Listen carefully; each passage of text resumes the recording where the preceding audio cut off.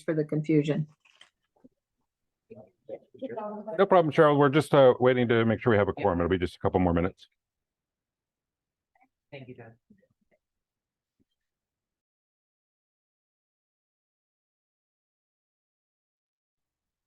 Good morning, it's Mike Despain, Buena Vista Rancheria. I think I was in the same boat as Cheryl. Couldn't hear anything.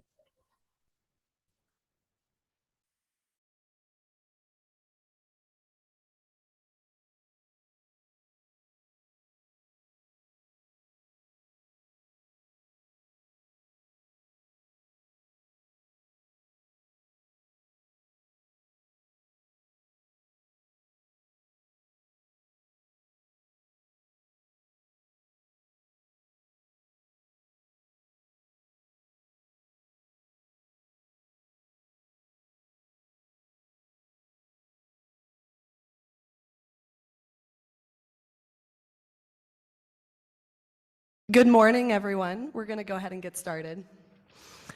I want to take this opportunity to recognize our newly elected chair, William Walker, and vice chair, Martha Armis-Kelly. Chair Walker will be presiding over the meeting today. So, William, take it away. Thank you.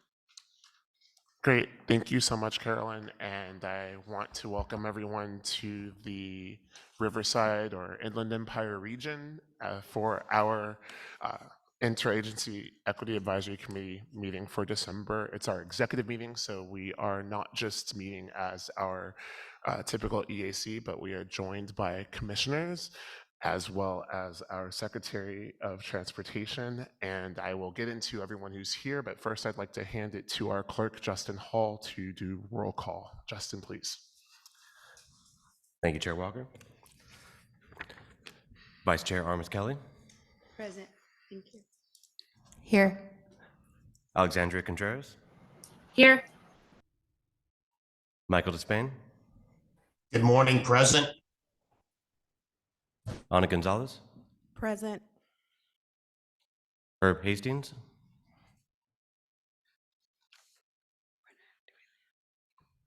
Peggy Martinez.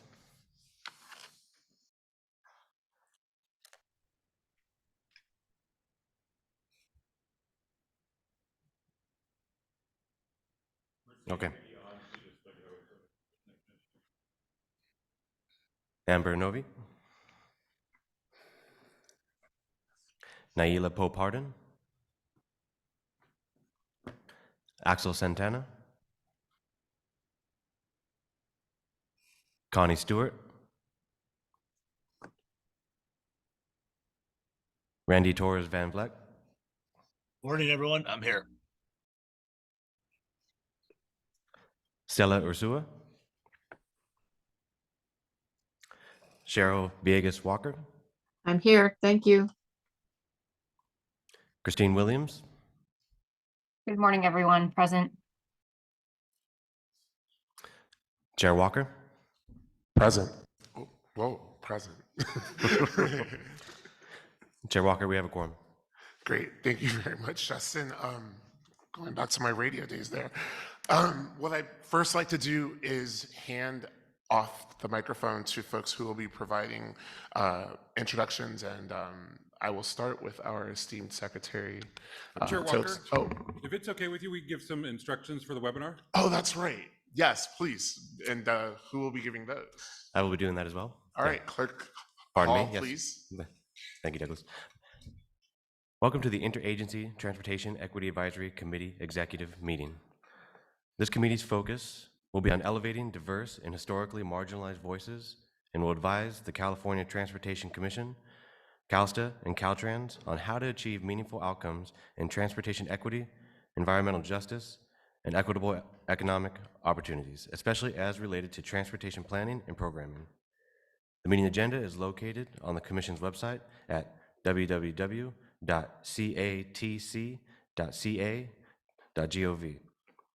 Spanish language and American Sign Language translations are being provided for this meeting.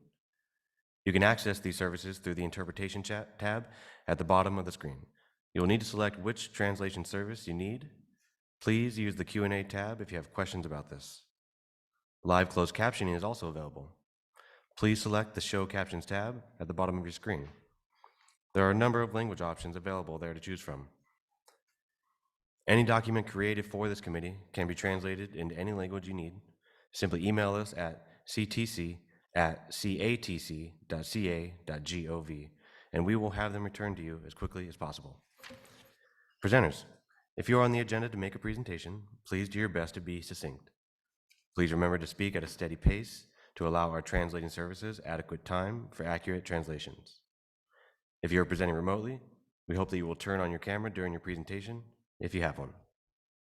Members of the public, we welcome comments from the public as a part of each item at this meeting.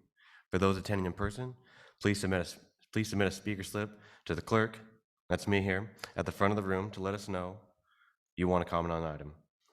For those attending via Zoom, you should see the webinar control panel, likely located on the bottom of your screen. There you will find the raise hand and Q&A tabs. We encourage you to use the hand raise feature as soon as we reach the item to give the system time to acknowledge you. Committee staff will let you know when it is your turn to make your comment. Alternately, you may use the Q&A tab to submit your comment. Committee staff will read the comment on your behalf. As a reminder, each registered attendee is provided a unique link and phone number to access the webinar. These should not be shared with other participants, as this can create confusion for staff when making comments. Please do your best to be concise. Please remember to speak at a steady pace to allow our translating services adequate time for accurate translations. Please make sure that your comments add new information. If you agree with the comments of a previous speaker, simply make that statement. We ask that you make your point in 3 minutes or less. If, for some reason, we have many speakers on any single topic, we reserve the right to limit comments to 1 minute if needed. Thank you for joining us today. And thank you, Clerk Hall. Well, I would like to hand the mic over to our Secretary of Transportation, Tokes Omashik, and thank you very much for joining us this morning. Thank you, Mr. Chair. Hope you like the way that sounds. It sounds real good. Absolutely. Well deserved as well. Good morning, everybody. It's a true pleasure for me to get a chance to share with everybody this morning on the committee, on the historic nature of this committee and all the work that it's doing. I want to start off by congratulating again our chair, Mr. Walker, for his appointment as chair, and know that you will do good work in your great work in your tenure. And also our vice chair, just got a chance to meet or talk to in a little bit of detail, Martha, our vice chair. So congratulations to you both again. Please give them another hand. Thank you. I also want to thank the commissioners who are present this morning. I know it's been a long 3 days. You guys, your commitment to transportation at large is very, very honorable. Appreciate all the work that you guys continue to do in service to the state. So thank you for your time, and our chief deputy at Caltrans, as well as here, Mike Keever. And also the team that's really sort of behind the scenes working on the efforts related to the EAC, Carolyn Abrams, Abby Jackson, Sequoia, all of you guys sat in meetings where you're providing updates on this work. Appreciate everything that you guys are doing to make this EAC run. So this committee is doing historic work. And I'm hoping that you see your work that way, that you are going to be making historic changes to this state for the betterment of the state. I'll tell you that I'm aware of a couple of other states who have done something similar to this, but I doubt that they will be able to make the impact and change that you will be able to have. That's how much belief I have in the system, in the structure that's been set up here. I truly believe that. And I'll say, I'm sure some of you saw this as well, that Secretary Buttigieg also created a equity committee, equity council. I am watching to see what kind of work they do, what they get into in Washington, how they're going to influence transportation policy from Washington. And also for everybody's awareness as well, hopefully everybody knows this, the governor also established an equity commission for the state that has 8 members that will have a broad responsibility on a wide swath of issues related to equity, advising the governor, advising the state on issues related to equity. 8 members. I think Secretary Buttigieg's committee is 24 members.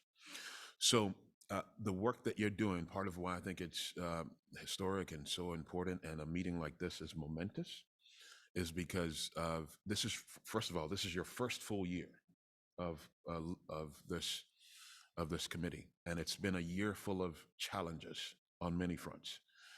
When I think about this year, what comes to mind is how we started off the year. Mike Keever probably has some war wounds from this, or nightmares maybe, from the atmospheric rivers.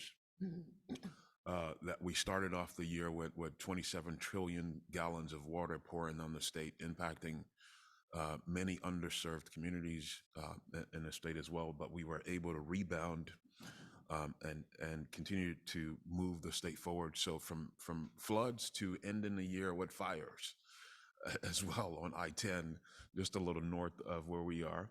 And also issues related to people even challenging, and this is hard for me to talk about sometimes, people challenging our commitment to these issues in print, in publications. Some of that was a little hard to read, but I think people have the right to question our commitment and challenge our commitment to climate, to equity, and push us. But I know Director Taylor reported at the CTC, the first meeting this week, about some of the internal analysis that's been done, or analysis or investigation. I'm not sure exactly how to put it, but that analysis is coming back and saying that wrongs weren't necessarily done by Caltrans or the department. I shouldn't say not necessarily, they weren't done by the department in the work that was being questioned. So it's been a year full of challenges, but it's also been a year full of great news with, again, this committee's work and some of the work that you've done that's been brought to my attention, from highways to boulevards, assisting related to that, establishing a charter, the EQI work that you were doing on the equity index, looking at the 5310 program from FTA, to briefings on ATP, the transit fiscal cliff, the SB 671, the Clean Freight Corridors program. And I know our undersecretary was with you yesterday on the strategic plan that CAUSTA is developing. You're helping to shape and influence that. So you're doing tremendous work. And if I were to challenge you, and it's a challenge for us as well, not just you, the committee members, but a challenge to us as the government staff here as well, is to try to make sure that this work, as it's moving forward, goes increasingly from in any way seeming just symbolic or cursory to more systemic. That's the big challenge for us, is how do we get to a place where the work that you are influencing in the equity space is going to make systemic change, not just change that is short-lived, but will have a long-term impact, whether it be a policy item, whether it be a funding item, that you're able to do that. And what's been brought to my attention that you are going to continue to work on in the coming year. Today, you will hear an announcement on the Transit Transformation Task Force. The governor's office is approving us to move forward with that task force. So you will find out who the members are of this task force. I know you all will be engaging this Transit Transformation Task Force. You're going to be working on an anti-displacement memo. Look forward to hearing more about how that's going to impact the state. And of course, an update to our critical policy document, CAPTI, and the expansion of the scope of that policy document and your influence of that as well. So again, it's been a great 2023. Not that it's not been without challenges, but we've weathered the storm, so to speak. And I look forward again to much of the historic and momentous work that this committee is going to be doing. I'm going to be paying close attention to it to see that it's going to leave true change, positive change for the people of California. So thank you again, and good morning. Thank you, and I'll add that I've been able to pay close attention to your work over the past, has it almost been 4 years? 4 years? Yeah, 4.5. Yeah, yeah. It's historic. The work that the work that you've been able to do in your roles in the state of California, we're very lucky to have you. So thank you. Thank you. I have the pleasure now of handing over the dais to Vice Chair Carl Gardina, someone else who I also had fun watching in the Bay Area. Your commitment to transportation, and it's been a long journey for you as well, both here at the Commission and just as an advocate in general. So very thankful for your work, and I'm hoping you'll introduce the commissioners that have joined you here this morning as well.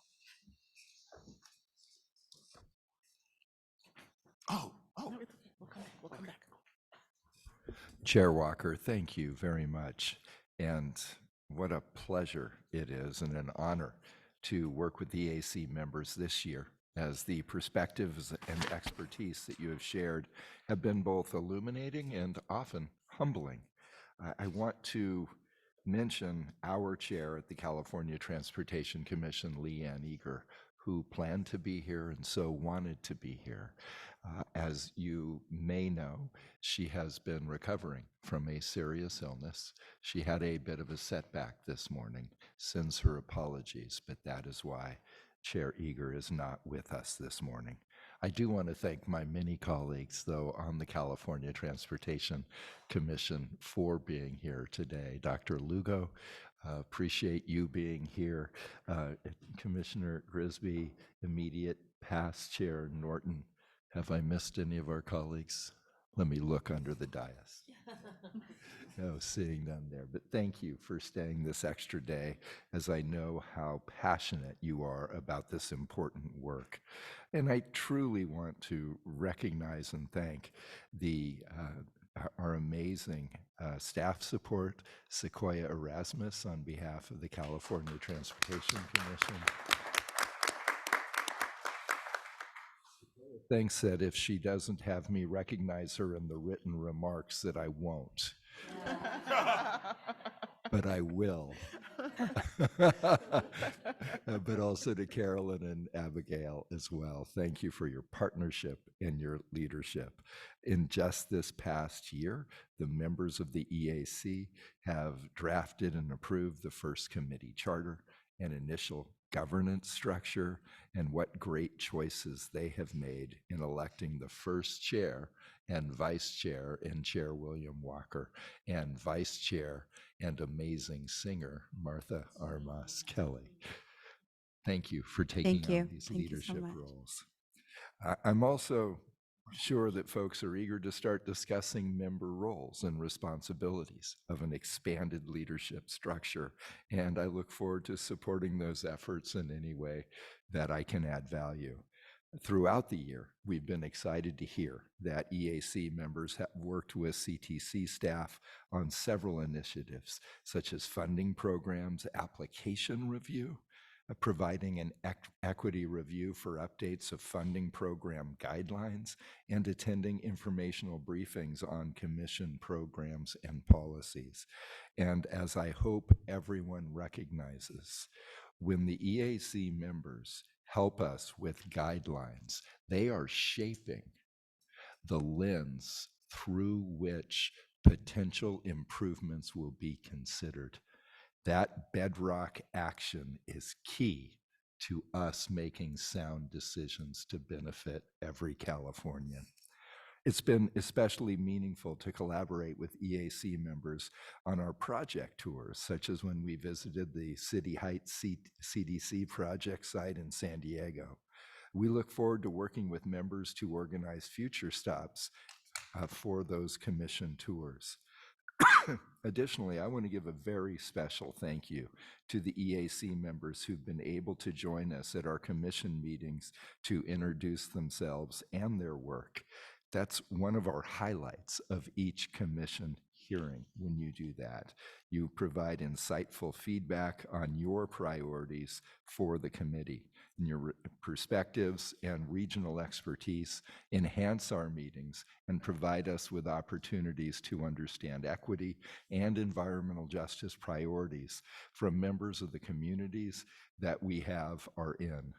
Thank you for spending time with us during those meetings, and we look forward to hearing from other members in 2024. As staff works with members to prepare for 2024, I know that having a clear meeting schedule and an improved engagement focus will continue to enhance the experience of members. I also look forward to onboarding some new members in 2024, and we look forward to welcoming them in late spring. Thank you again for all your time, dedication, passion, and commitment to this work throughout 2023. And I want to echo the earlier comments about California Transportation Secretary Tokes Omashakin. Here in California for 4.5 years, Tennessee's loss has truly been the Golden State's gain. So here's to a great 2024, and thank you, Chair Walker. Thank you. Thank you. And I'd like to circle back on my little calendar here and make sure that I introduce Chief Deputy Director Mike Keever for Caltrans, and want to just also thank you for being so friendly to the EAC members that come out to the commission meetings. We've all had a chance to get to meet you, the folks who've come in person for those meetings, and we appreciate you welcoming us. And welcome to our Riverside meeting. Yeah, he does have some remarks. He has some remarks. Oh, I'm introducing you to how, does or doesn't? He does. Yeah, no, I'm introducing you for remarks. I'm sorry if I didn't No, make that clear. Thank you. The mic is yours. Thank you, Chair Walker, Of course. and for your kind remarks. And, you know, I think my overall feeling right now is one of thanks and gratitude. So thanks for all of you for, you know, the time that you're giving to join us and to help us in what we're seeking to do. And thanks for the opportunity to join you. And I really want to also thank Alexis and Carolyn, who we have a lot of thoughtful conversations, not only in preparing for the meeting, but on this topic in general and what we're trying to achieve, as well as Sequoia and Abby, who I've known for a long time as well. And we've had many conversations as well coming into this. And it's been said, but here we are, and it may feel like we spent a lot of time developing to get to this point, but I think it's important that we recognize where we are now in 2023, building the foundation, that we have the charter to help guide us, a lot of discussion on how to go about that. We've selected the members, of course, and now we've selected our chair and vice chair, and I too also want to extend my congratulations to both of you and look forward to working with you in this role. But now with that framework that we have and the institutional support from the three agencies, I appreciate the opportunity to express that support from Caltrans, from Director Tavares, who couldn't make it, but is very supportive of this as well. And there's a lot of work to do. Secretary Omashakin, you know, talked about some of the things that we want to work on together with you. But I think it's important to recognize the moment. I mean, this is historic. There is this commitment, and I am sure, you know, we'll build from here and things will change over time. But I think, you know, those EACs that are going to come 10 years from now, 20 years from now, they're going to look back and see what this group did, what they put in place, how the steps of the journey started from right here, right? And at some point, if we're doing this well, they're going to say, can you imagine? There didn't used to be an EAC. There wasn't this interaction. And this is that pivotal moment. We're all very frankly blessed to be able to be in this moment. Now it's on our watch. What are we going to do with it, right? And so working together. And so, we're building the institution, but from here we want to build the legacy, right? And right now this is certainly a feel-good moment, but I also want us to recognize we have hard work ahead of us.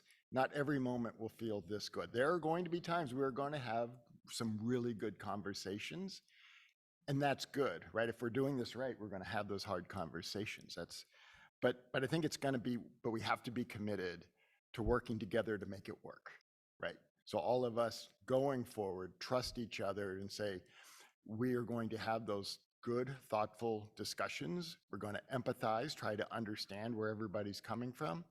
And that's the tone that we set so that the EAC 10 years from now, 20 years from now, that's how we work together. And that we can look back and say, this group started that. And so I really, again, a feeling of thanks and gratitude for being with all of you. And then the moment that I find myself very fortunate to be part of. So thank you. Thank you. And I have been told that I get to make opening remarks, and they said you have 5 minutes, and I just felt like I don't think I have 5 minutes of remarks to say. So, but what I'll be brief, and I'll hand it to my vice chair, and also give our fellow EAC members, both here in person and online, a chance to give very brief remarks, just so that we're not too far off of the schedule. And if we don't get to this round, we'll come back to it at the closing. But I definitely understand the gravity and the levity of what we're embarking upon, and feel very lucky that both Martha and I are being entrusted by our fellow EAC members to kind of help steer this ship as we embark upon really critical work that will make, hopefully impactful change in the transportation infrastructure and everything that touches that, because you can't talk about transportation in California without talking about why we use it. And we use it typically because we don't have the privilege of living where we work, even though that's changing for some groups in California where they have the privilege to work remotely. There are still a great number of folks who do not. And sitting in Riverside County, I think of all the folks who have to drive over the hill into either Orange County or Los Angeles on really long commutes, and typically don't have the resources or funds to do that, and how we can try to help make lives better for folks who are impacted by transportation infrastructure. I am also happy that we'll be able to start talking about what expanded leadership looks like. I've learned that it's going to be a challenge for us to communicate about how that is, because of the different rules that thankfully allow for the public to engage with us, but it makes it very difficult to understand how we can do the work between meetings. But we're going to learn together and hopefully build something that will allow us to be proud of the work that we're doing, and the challenges that are being put in front of us now as new EAC members. I'm going to leave it there. Vice Chair? Good morning. Buenos dias. I'm really excited. I want to acknowledge all the other EAC members and thank them personally for giving us this, entrusting us with this duty to carry out the mission of the EAC along with their support. And again, looking forward to that expanded leadership model. I bring greetings to you from Merced, California. I live in the Central Valley, and I would be remiss if I don't acknowledge the territory of the Yokuts and the Miwok tribes. And I want to also acknowledge and say greetings to the Riverside tribal entities, the Agua Caliente Band of Cahuilla Indians, the Morongo Band of Mission Indians, Agustin Band of Cahuilla Indians, the Pachanga Band of Luiseno Indians, the Cabazon Band of Mission Indians, Ramona Band of Cahuilla Indians, Cahuilla Band of Indians, Santa Rosa Band of Cahuilla Indians, Soboba Band of Lusueño Indians, 29 Palms Band of Mission Indians, Torres Martinez Desert Cahuilla Indians, and any other non-federally recognized tribal entities that are within my scope or hearing. Where you hear my voice, know that I am with you. We are all together. And this is truly historical for us to be here today as your new governing body. Our chair, Walker, and myself, and the rest of the EAC members that are present. Anna, I recognize you and I see you. I'm very proud of the work that you're doing in this community. Naila, I see you. And I'm very proud of the work that you're doing in your spaces as well. And everyone here, we're tasked with bringing together something that's very unique. It's looking at approaches, not just on the individual, but from all cultural aspects, bringing in where we live, the spaces that we travel, the people that we share time with, food with. I brought some fruit today from the Central Valley because I wanted just to kind of connect all of you with the flavor of who we are. And I hope that as our work develops and we understand more and more of the disparities that are happening within the California region, that we consider that there are many people of many walks, many needs, and we need to recognize that as we make our decisions. When you mentioned the atmospheric river, I was there.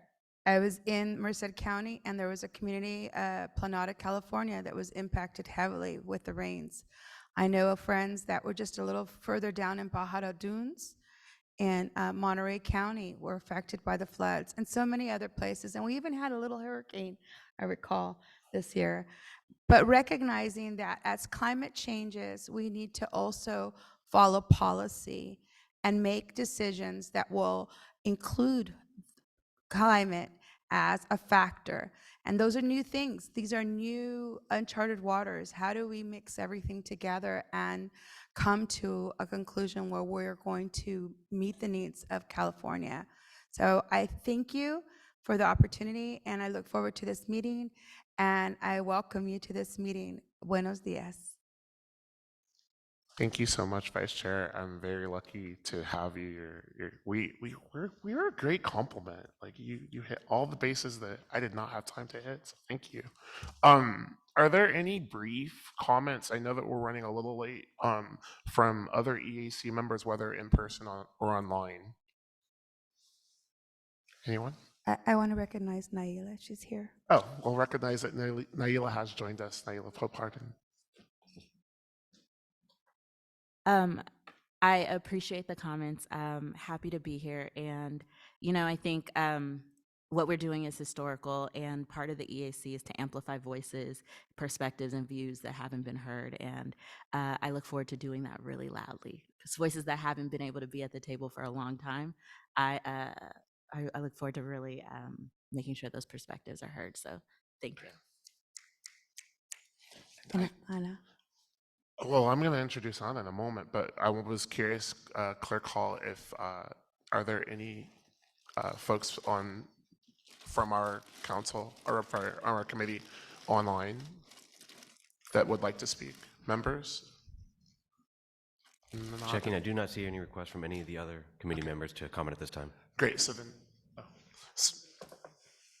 sure. So I should probably do that after I introduce Anna, right? Yeah, so great. So it brings me great pleasure to introduce one of our own EAC members who will be welcoming us to the region here in Riverside and the Inland Empire. Ana Gonzalez is the Executive Director for the Center for Community Action and Environmental Justice, CCAEJ. It's based in Jurupa Valley. And I used to live in Rubida, so that's close to my heart. So I want to give you a big shout out, and I appreciate your services this week as far as welcoming the commission to the region. And I hand it to you now to welcome us here. Thank you so much, Ana. Thank you so much, Chair. Good morning. Buenos dias a todos. So yes, my name's Ana Gonzalez. I reside in the city of Rialto, and our CCAJ office is located in Jurupa Valley, and we service both counties, both San Bernardino and Riverside County. So we are very busy every day. But you know, as an educator and as a mother of a son that developed asthma because of our environment, I have made it my life mission to protect the communities and the children that need our voices in these types of bodies and all over the state and the country as well. So thank you to our amazing EAC members. I want to take this opportunity also to thank the staff, Sequoia, Carolyn, when you guys, reached out to CCAJ for support, for community engagement. I did not realize I would be sitting here. So thank you so much for reaching out to our community because it's always been overlooked. We have been forgotten for a very long time. So welcome everybody to Riverside, to the SoCal Inland Valley. We are so excited to present our amazing team that's going to be showcasing the work that we do here in the community, especially our underserved, overburdened communities where we have seen an increase of diesel death zones. And so I don't know if at this time if we can introduce our team. Yes. Okay, so CCAJ team.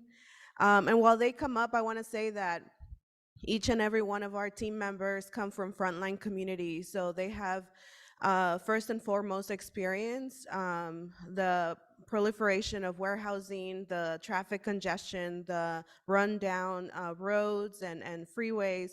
And so they speak from experience, they speak as community members, and so I'm so glad to have them present today, and I'm so honored and privileged and humbled to serve as the executive director of CCAJ. And I look forward to doing amazing work here in the EAC and also in our communities. So welcome, team.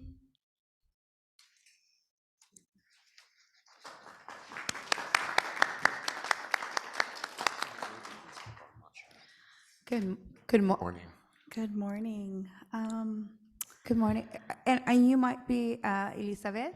Okay, so I want to introduce you. This is Elizabeth Sena, and your friend here. Your Joaquín Castillejos. Mucho gusto. Buenos días. Go ahead. Buenos días. So good morning. My name is Elizabeth Sena, and I am here today wearing my Center for Community Action and Environmental Justice hat. I'm the operations manager at our nonprofit organization. I also wear the hat of a community champion in the city of Fontana.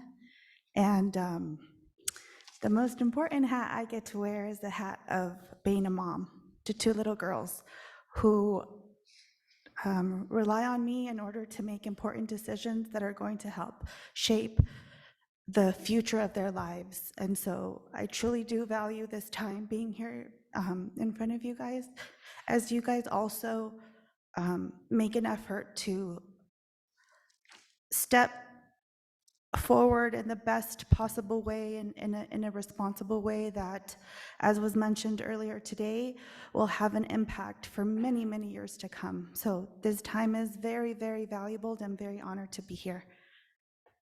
Thank you. Good morning.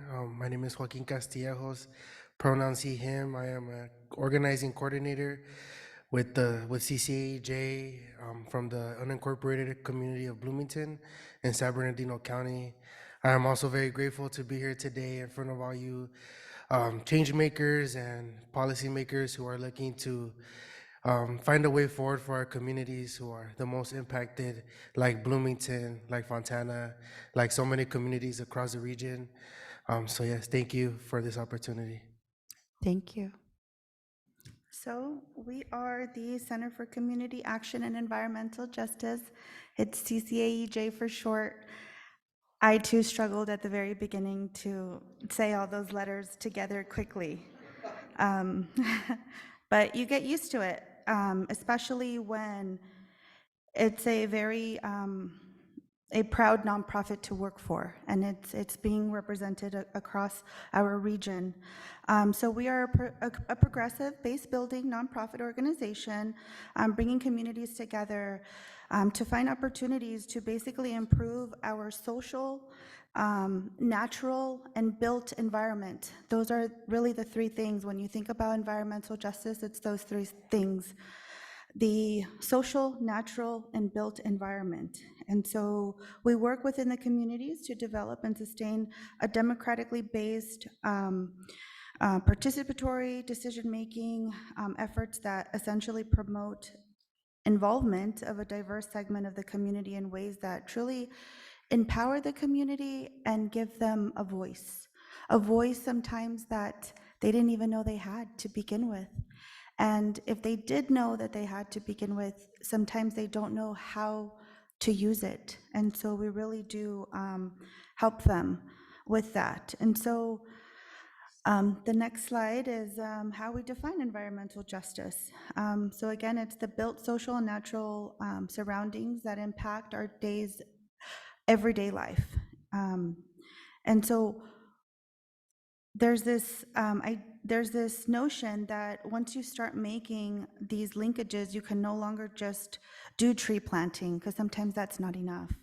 And so when you start working with the environment seriously, the whole area comes together, from human rights, women's rights, environmental rights, and children's rights. And so really it's an area that covers everything and anything under the umbrella of environmental justice. And so I will pass it over to my colleague to continue the rest.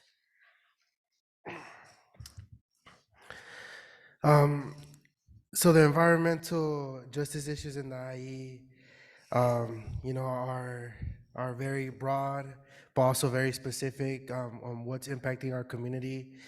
It's been a region that's been underinvested and neglected for a long time, without having leaders to bring it to a place to face these issues, to bring about policy change, to really address the concerns and the impacts of the public health to the community.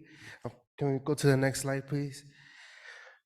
Our environmental justice issues, or the main issues that we face in the IE, we put it under the blanket of air quality, water quality, and land use issues. This is among many others, but these are the main three that are in the minds of our community every day. Air quality, we have a huge logistics industry that takes over 1.4 billion square feet of space in San Bernardino and Riverside County. If you look at the chart right there, it kind of breaks down how these impacts affect our community, from the daily NOx, the daily CO2, the daily truck trips, the daily diesel particulate matter. Water quality, our region previously was known for its military bases, and because of the military bases, we had a lot of jet fuel and other toxic chemicals go into our groundwater and affect our community in areas like Adelanto, areas like Riverside, San Bernardino, where we had prominent military bases.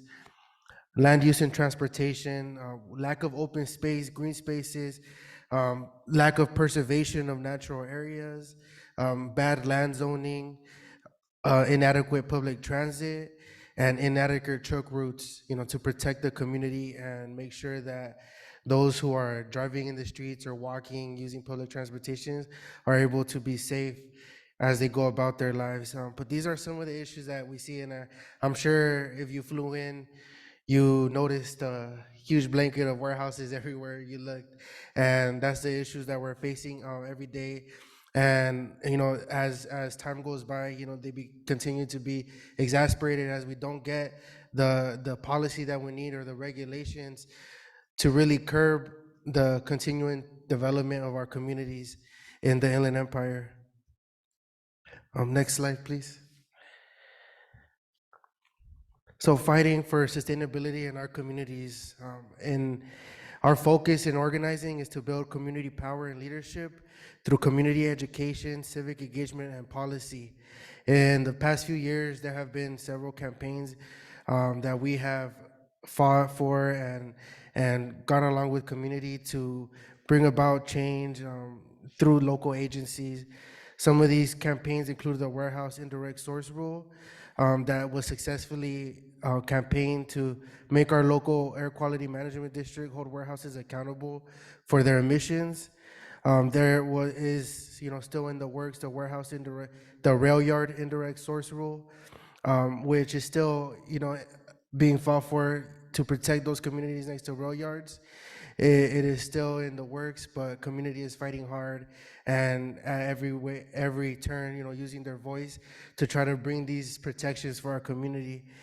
Local warehouse moratoriums across the Inland Empire, cities like Redlands, Colton, Norco, Rancho Cucamonga. These are some of the cities, among others, that have brought warehouse moratoriums that were fought for by community to actually study the impacts that warehouses development is having on the community. Some of these moratoriums have been 2 years, some have been shorter, but during this time, we have pushed cities to do compact studies of the cumulative impacts that this development have had in the community. Another policy that we have fought for is AB 1000, a bill sponsored by Eloise Reyes to bring about a buffer zone in communities that are in the front lines from warehouse development to protect sensitive receptors like homes, schools, hospitals, and parks. Unfortunately, bills like AB 1000 bring about heavy opposition from industry and labor. And luckily, with the support of Eloise, with the leadership of Eloise Reyes, we are bringing those to the table. Just last week, or just a few days ago, we had a warehouse roundtable where we had industry leaders, we had labor unions, we had state agencies come together and talk about solutions for our community, what that would look like, and how we can move forward to begin to prioritize our communities and not profits. And last but not least, earlier this year, we sent a letter to the governor titled "Region in Crisis," a report worked on together with CCAJ Sierra Club and Robert Redford Conservancy from Pitzer College. We had over 60 organizations sign on, where we were asking the governor to declare a region, a crisis in the region because of the air quality and the pollution that our community was facing, and for a 2-year moratorium, where the state or the county could be forced to actually take accountability for the amount of development that has happened in our communities, especially in the most marginalized, underdeveloped communities that are the most targeted. Next slide, please. So here's like a little map just showing how much red we have in our community in our region compared to other areas.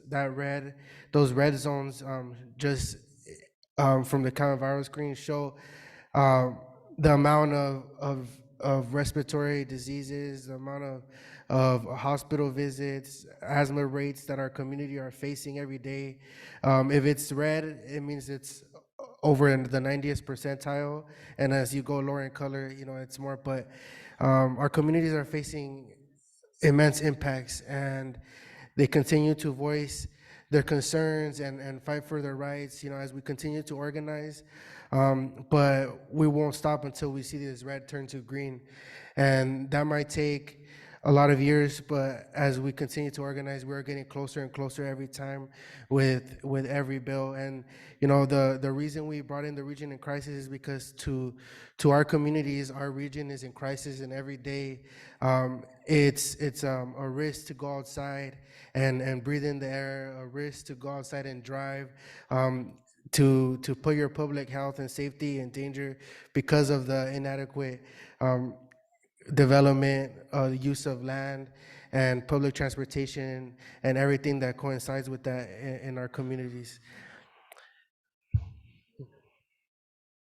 Oh, yeah. Next slide, please. Oh, yeah.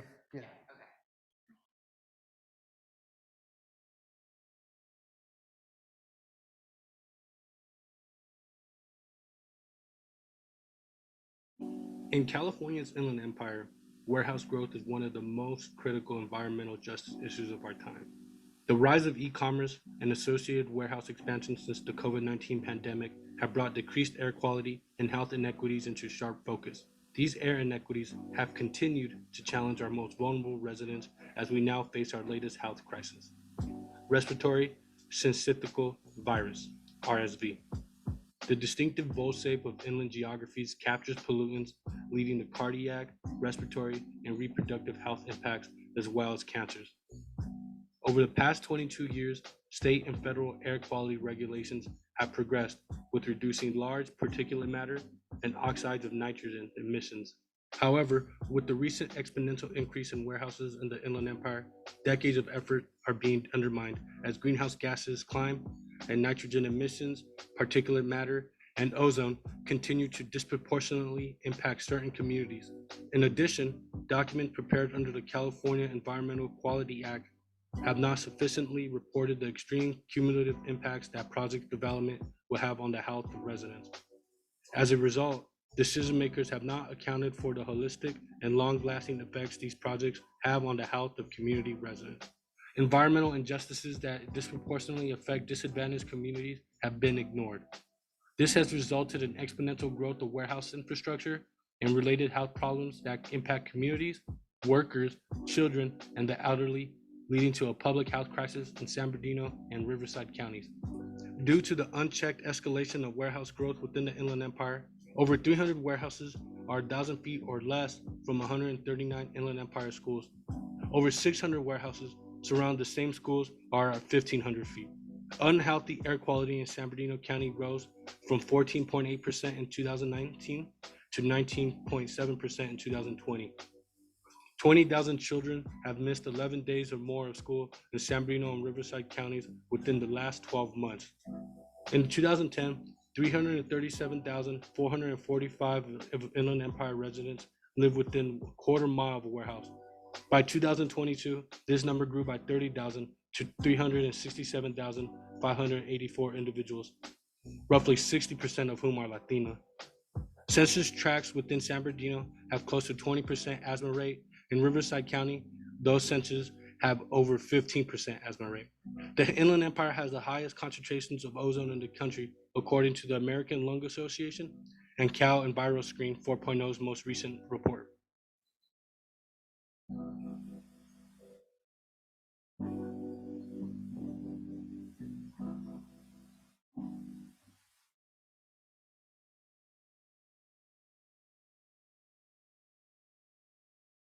Thank you. Thank you so much. I want to really thank you for coming to our meeting and giving us a taste of what the region is experiencing, and hope we can continue to partner with you. And I actually want to ask if anyone at the dais or online has any comment briefly. I see both Secretary Omashakin and Commissioner Lugo. I'll first go to Secretary Omashakin. Yeah.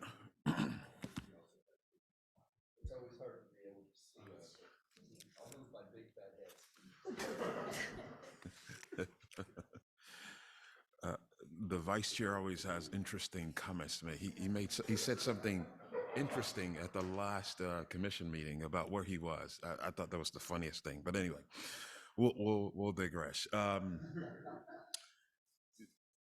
Thanks for being here. I really appreciate the light that you're shining on the challenge in the IE related to logistics and warehouses and their impact on the quality of life for people there. I still want to thank committee member Gonzalez as well for her comments earlier and the work that I know she's going to be doing to make sure that folks that are served by the AEJ, goodness gracious, It gets better. that folks in that community are supported and helped. Look, we recently gave a grant from CalSTA called the PFEP, the Port Freight Infrastructure Program, that's going to help improve issues related to air quality and access and equity around ports in California. It was a $1.2 billion program we just rolled out. As you were talking, my mind went to the fact that, again, a lot of our investments from that $1.2 billion is going to be concentrated around ports, because that's where our mind or our processes automatically go to, is where are the goods coming from? But sometimes we leave out, where are the goods headed? So we looked at the origin, and in transportation, we talk about OND all the time, origin and destination. We looked at the origin as how we funded that initial program, but what about the destination? And that's what comes to mind here. As we think about a PFIP in the future, and I know we're in very hard budget times right now, but a PFIP in the future should very much think about the destination. And I know it goes beyond the IE into other states and other places, but I got a chance to tour with Ray Wolf, Dr. Wolf, and Mayor with them probably a year or two ago, to see some of the warehousing that's and the exponential growth that's happened. It's unbelievable how much of that exists. So future funding programs, we need to think about the destination, not just the origin of where the trucks are coming from out of the ports, but where they're going into communities. And I'll close with this, and that's the fact that CARB has the Advanced Clean Trucks regulation that they're working on. It's a little bit of hope into the future, that trucks will be cleaner. They're going to be required to be cleaner. There are timeframes for 2030, 2035 that have been set to make trucks more zero emission. So, but that's still years out. You're talking about 20,000 kids missing school a year from the region. It's going to be years, again, 3 to 5 to, in some cases, 7 years before we become fully ZEV. So there's a lot of work to do with the existing freight network that's out there, the existing trucks out there. So look forward to supporting more from our side, CalSTA, Caltrans, and I'm sure at the CTC as well. But thank you again for being here. Very, very important highlight that you just made for all of us. Thank you, Secretary. Commissioner Luca. Thank you for the presentation. Take my mask off while I'm talking. Really appreciated it. And I have been a fan of CCAEJ's work for a while, and it's really nice to be able to be learning more about your organization through the EAC. So really appreciate staff for facilitating that and having representation on the EAC from your leadership. I had a question, what I've seen from environmental justice groups around hydrogen is, it's kind of like, okay, well, maybe this is not the ideal solution, but it's something to help bring down emissions. I'm seeing some nods, yeah. I was kind of wondering, I feel like there's, what I've learned in being a commissioner, I've been on the commission for a year and a half, is that it's really hard for our state, agencies and official visions around transportation to say things like people should consume less and we should have fewer goods moving. It's seen as like, oh, we need to have more goods moving, that's good, that's growth. And I've heard that from your regional leadership as well, that, having more and more people who are priced out of places along the coast, it's good to see more people finding homes here. And these things are complicated, but I was just kind of wondering if you could speak from CCAEJ's perspective. What would you like? What is your vision for how you would like communities to be able to be interfacing with the economy in this region? Is it something kind of like how it is today, or would it be really different? Yeah, so thank you very much for that question. One of the biggest things that we try to really educate everyone is on the importance of sustainability, because we can easily say, oh, well, the good movement needs to increase, or we need to shop, whatever it is. the focus really is more on sustainability. How can we be sustainable in our own communities that we have to rely less on agencies, but rather there be more intentional, thought out things like as simple as a community garden. What's happening in our region is the land use is drastically changing from land that was once upon a time able to be cultivated for food, and now it's cemented. That will take years, that hundreds of years to reverse the cycle, because once the cement is on there, that land is done. And so our region becomes essentially a food desert that will cause us to travel longer to obtain food, or for our food to, for us to wait a longer time to receive that food from further out. And what does that mean? That means more preservatives for our food to be transported from its origin to its destination. If it's not here locally, it'll have more preservatives, it will come in more packaging. All of these things leave footprints that contribute to climate change. And so,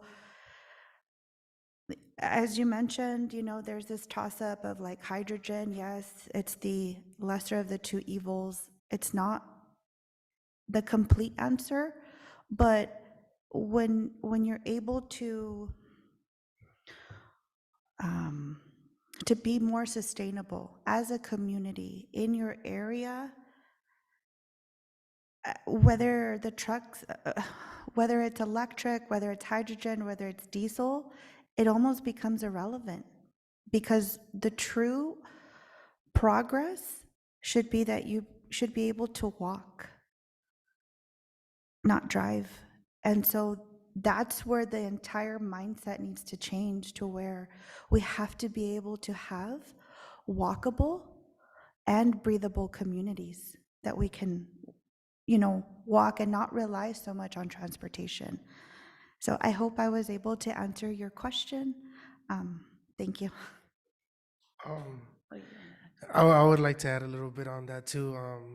As an environmental justice organization, we believe in the concept of a just transition for our communities, and that includes shifting from an extractive economy to a community-based economy where the profits are not leaving but staying within the community. And what we see right now in our region is that huge conglomerates, huge companies are reaping the benefits and the profits, like Amazon, FedEx, UPS, taking huge amounts of land, producing jobs that are not enough to maintain a mortgage or anything like that. And what we need in our communities are community benefit agreements that address those concerns. And like Liz said, shifting from an extractive, you know, from taking everything from outside in or inside out, but maintaining a localized economy where small businesses are prioritized and walkable, breathable communities are prioritized as well. We're doing this in projects, or we're working with on this with coalitions like Shutdown Adelanto in the high desert, where we're trying to shift, we're trying to transition out of an extractive industry like private prisons, and bringing high road jobs to, you know, continue to progress the economy, but not hurting the community. Thank you. Is it Joaquin? Yes. Thank you, Joaquin. Commissioner Grisby. Thank you, Chair Walker. And It's yours. oh, that one. Okay. Does that work? Perfect. Okay, great. Thank you, Chair Walker. And like others have said, it rolls off the tongue really nicely. Congratulations. Thank you to CCAEJ for all the great work that y'all do. Having grown up here in this region and still have family here, the struggles of the region mean a lot to me. And though the state has made great progress when it comes to mobility choice, and of course there's more progress to be made. Whenever I come back home, I am reminded that the inland region does lag behind. So I'm glad that you all are doing the work that you're doing. There's a couple of things I'd like to kind of bring into the mix a little bit. There's a great book, The Rise and Fall of Urban Economies, Lessons from San Francisco and Los Angeles. There's a great quote here. Quote, Los Angeles built an effective public policy coalition and cemented Los Angeles' position as the West Coast's principal international transport hub. A lot of this happened after America won the Cold War, and we lost a lot of jobs here in California with the closure of bases, the downsizing of bases like we've experienced here in the Inland Empire. And a lot of these logistics jobs were actually replacements for those jobs in a lot of ways. And you had a slide that talked about how 1 out of 8 employees in the region are based in that industry. So that must create a lot of challenges about how you can balance the environmental issues that we all care about while maintaining our competitive advantage to protect those jobs against other states who want them and want to take them from us. So I just say there's a conscious decision that we made that move to logistics. And growing up here, the air quality is still bad, but it's a little better than when I was here years ago, because we would walk out and our eyes would tear up immediately. And we had many days where we couldn't go out and do PE in school, very typical. And you could see the soup in the air. So a little bit of progress we should probably acknowledge as well. So a couple of things that I'd like to bring up would be, how do we increase the skill level of our fellow neighbors in the region to attract different types of jobs here? And I think that's going to be very important. That's something I think we shouldn't forget, is how do we maintain that competitive advantage, improve the skill level of our people in the region while we protect our environment, protect the jobs we currently have. I think that's really important. So thank you very much. Y'all got thoughts on that? Yeah, thank you for your comments, Commissioner Darnell Grisby. I think it's something that we've heard before. As an environmental justice organization, a lot of people label us as job killers, or but don't you care about the economy? Or the air quality is much better now than it was before.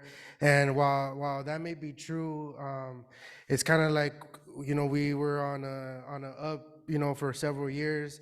And as we continue to add more and more trucks on the road, it starts to decline. And it kind of it's like a balance, right, of having jobs and then protecting the environment. Because while we need those jobs to maintain our families, we also need healthy lungs to continue living and breathing, and our children, being able to have protected lungs as well, because they are the most affected, as they breathe twice as fast as adults and breathe in those pollutants. But as an environmental justice organization, our job is not done until the air is clean. It doesn't matter what levels of pollution there is. If it's better now, the goal is to have no level of pollution, right?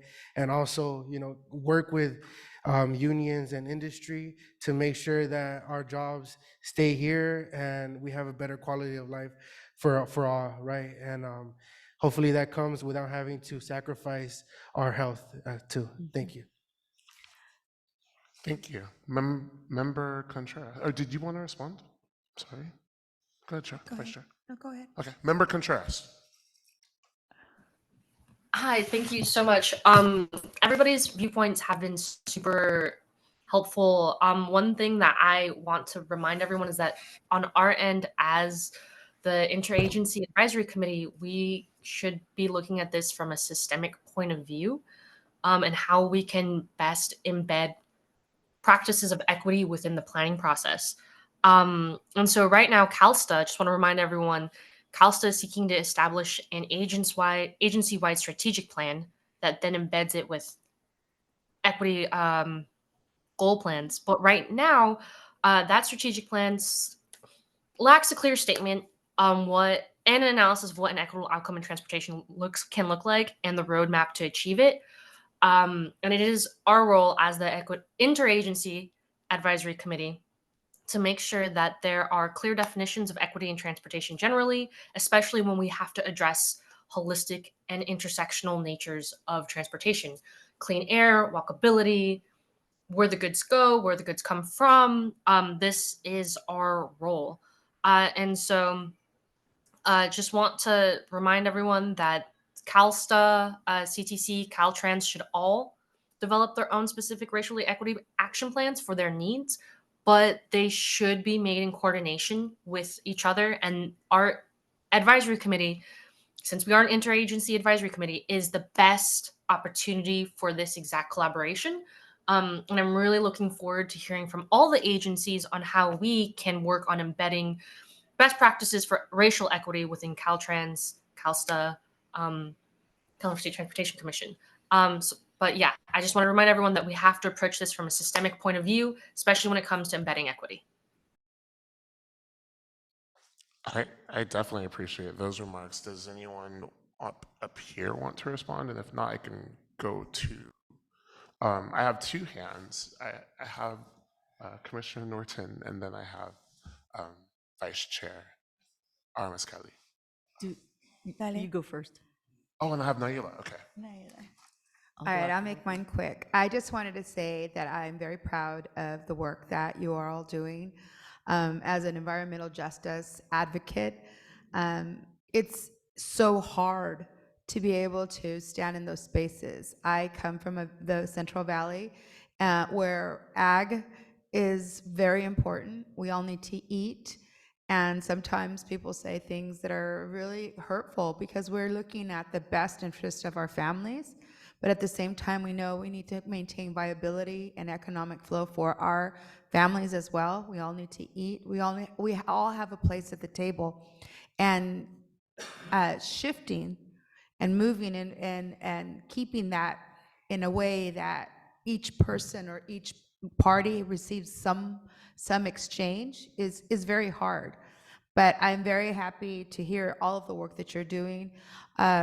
The corridor that you're talking about, all the industry that's coming in, it is and will continue impacting your community. So I laud you for continuing the narrative to move towards an equitable and healthy environment for the Inland Empire. I do want to tell, and it's Elizabeth, I want to share something with you from one hermana to another. When I used to use the word food desert, I used to say it because it is a lack, right? A place where it's desolate. You don't see the stores in the community. You don't see the things that you would see on the other side, right? That red line is really, really powerful, and it makes an impact on our lives, and even in the air that we breathe. But I want to encourage you and challenge you to use food apartheid, because the desert happens naturally. And the desert doesn't need any assistance. It just is, right? But apartheid is systemic. And that's what we need to really do, is elevate that narrative and make sure that we understand that it is something that has happened. And we have the ability to make those changes. It's long coming and long deserved for our families, but it will take time. It will take time. I'm hoping that with these opportunities where we come into different communities and get to hear firsthand the stories that are affecting our families in each individual region, that we'll be able to have a more conscious picture of who we're talking about and who we're serving. So along with Anna, I know Anna will not let us forget about IE. And in the unincorporated areas also, we have those in all of California, and your voices are heard. So I thank you. I want to recognize Claudia Cuevas, that's here with you as well. It's Claudia, give a shout out to Claudia. Thank you, Claudia. And the gentleman that was taking the video, I don't have his name. Do you know his name? Steven Carretero. Steven, mucho gusto. I thank you guys for coming out and sharing your stories. And they're not forgotten. They're real because we live them in all of our spaces in different ways, but we all are living in those spaces.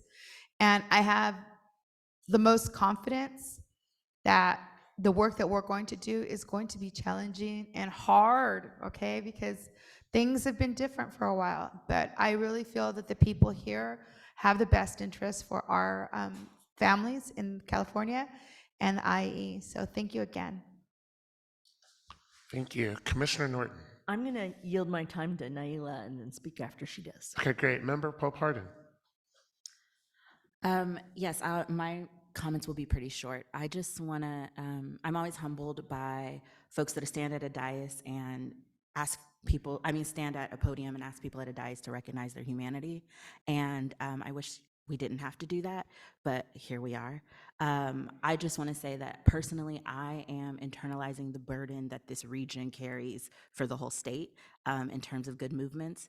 I have heard the rhetoric around, this community needs to take an impact or needs to have the brunt of this burden for the good of the whole. And that's not necessarily the case. And so as long as I am on this committee, I just encourage you guys to continue to come, and in any ways that I can help amplify or any other members can help amplify your guys' voice and message, please continue to hold our feet to the fire, because the burden of the Inland Empire, the goods movement, the things that are happening here are the whole state, impacts the whole state. And so it's not just a region in crisis, it is a state in crisis.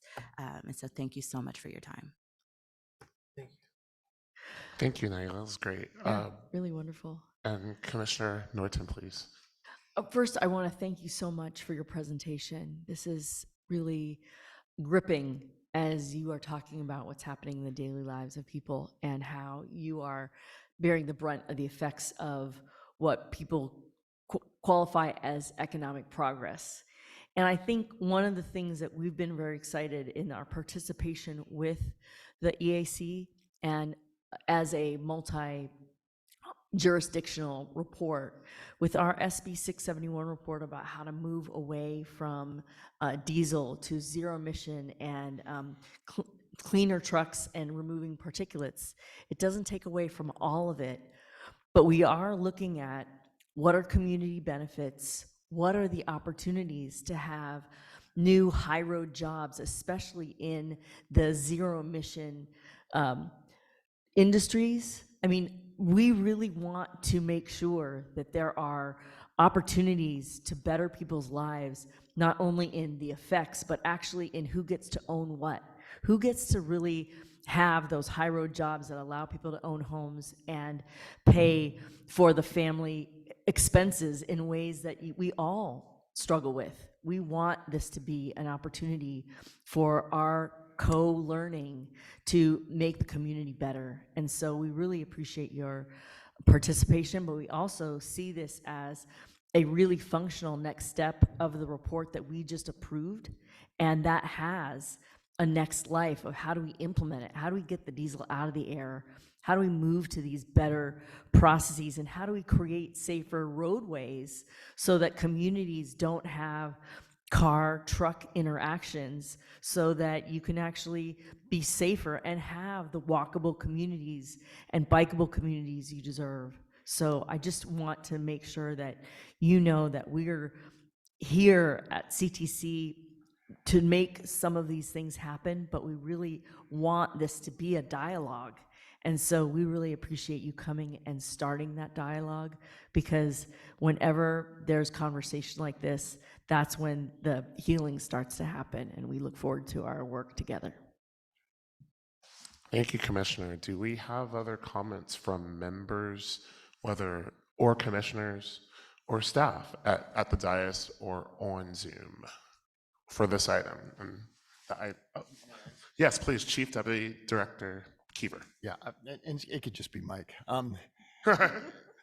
And I'll be very brief, but I think there's another aspect to this as well. So I worked down here briefly, maybe 15 years ago, and then coming back, it's amazing the transformation in that period of time. And yes, when you fly into Ontario, it's all you see is all those flat rooftops, right?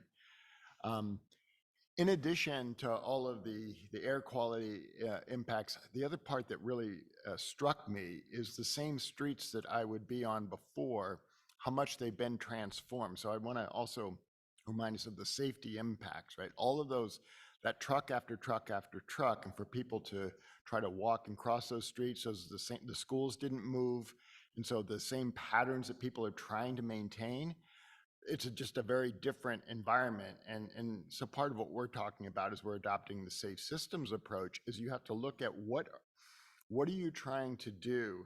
And when you mix these uses, are they compatible uses or not? And if they're not, do you have to transform that environment that people are in? So when you have just truck after truck following each other, and you're saying at the same time, this is a school crosswalk, how do those coexist? And you need to adapt to that. So just, I think it's important that we not lose sight of that. So thank you. That's really good. Oh, I wanted to Make sure your mic's on.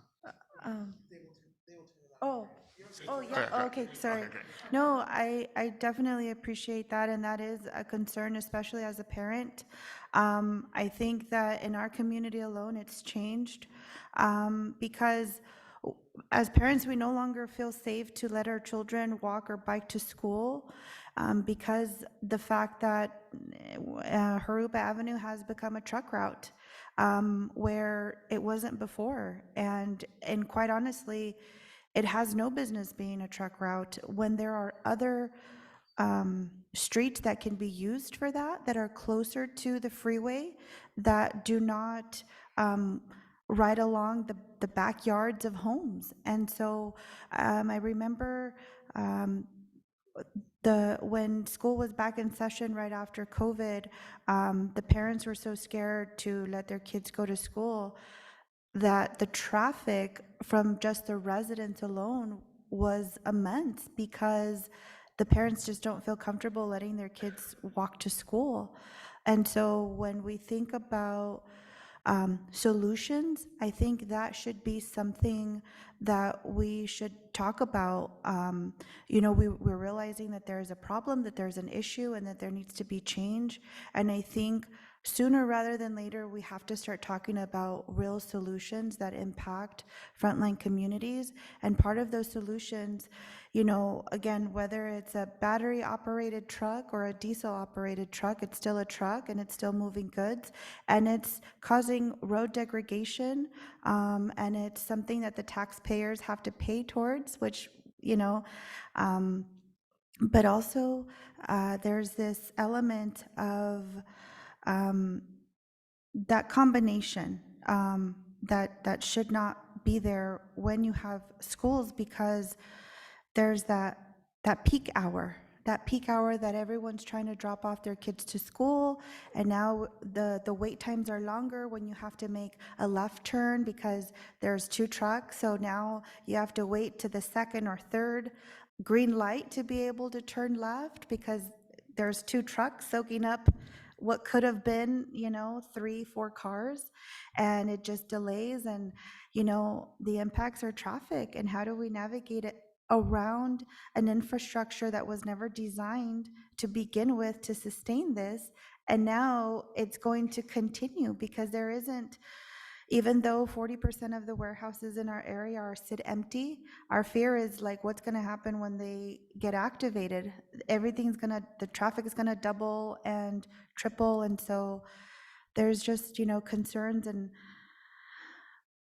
I would love to see a change in the solutions that go towards this, which would encompass and include peak times, traffic times. We're all, it's the 9 to 5. How do we work around that? Do we have more operators, truck operators, move goods at night when the majority of our, community is asleep? I don't know, but I thank you. I appreciate your comment to that. Well, what I will say is that this is just the beginning of a dialogue, and we're very happy. And know that we are like about an hour over our schedule, because this is why we do this work, is to make sure that we can elevate voices that aren't typically heard in these venues. And we'll figure out what the schedule is for our stuff later, because we really want to honor what the work that you've been doing. I lived in Rubidoux the about 10 years ago. I guess it's the 10th anniversary of Harupa Valley. I checked the box to incorporate Harupa when I lived here, but I lasted 9 weeks. It is adverse here. It was like 80 degrees in January for like a week.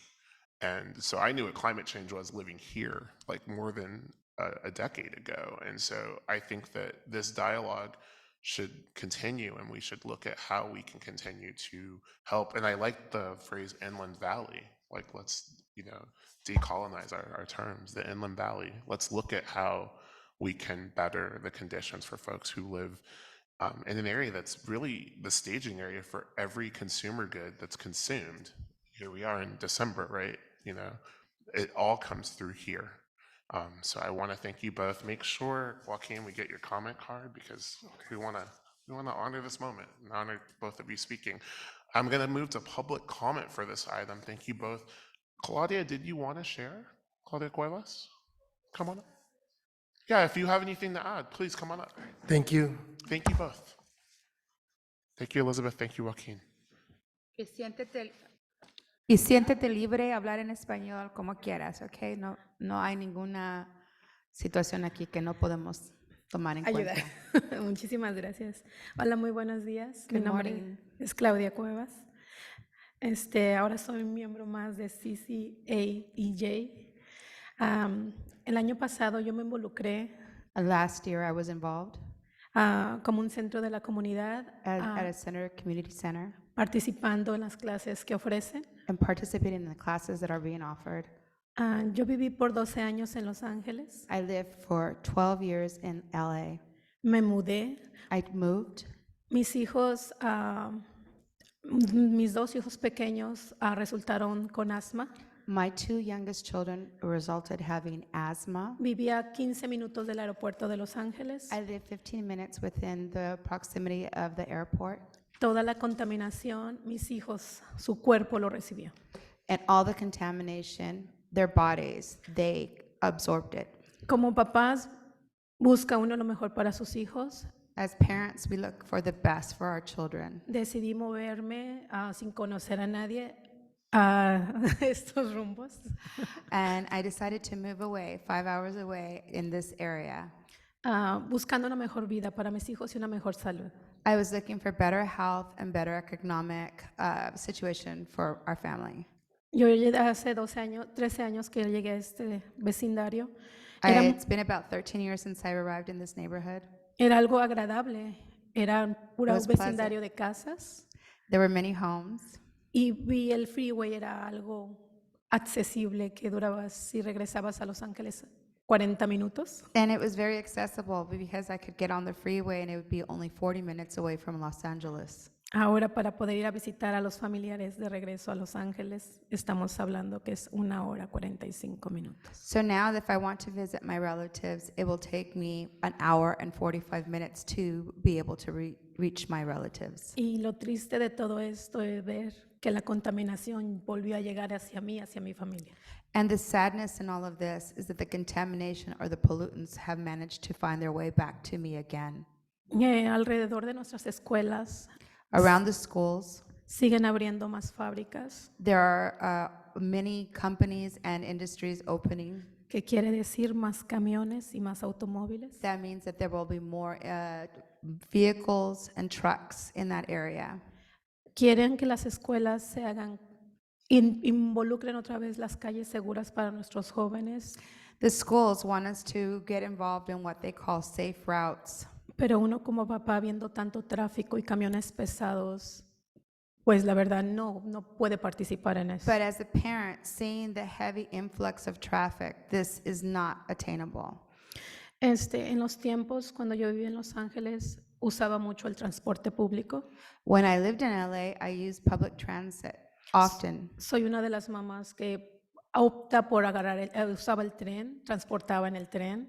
I was one of those mothers that would opt to take the train.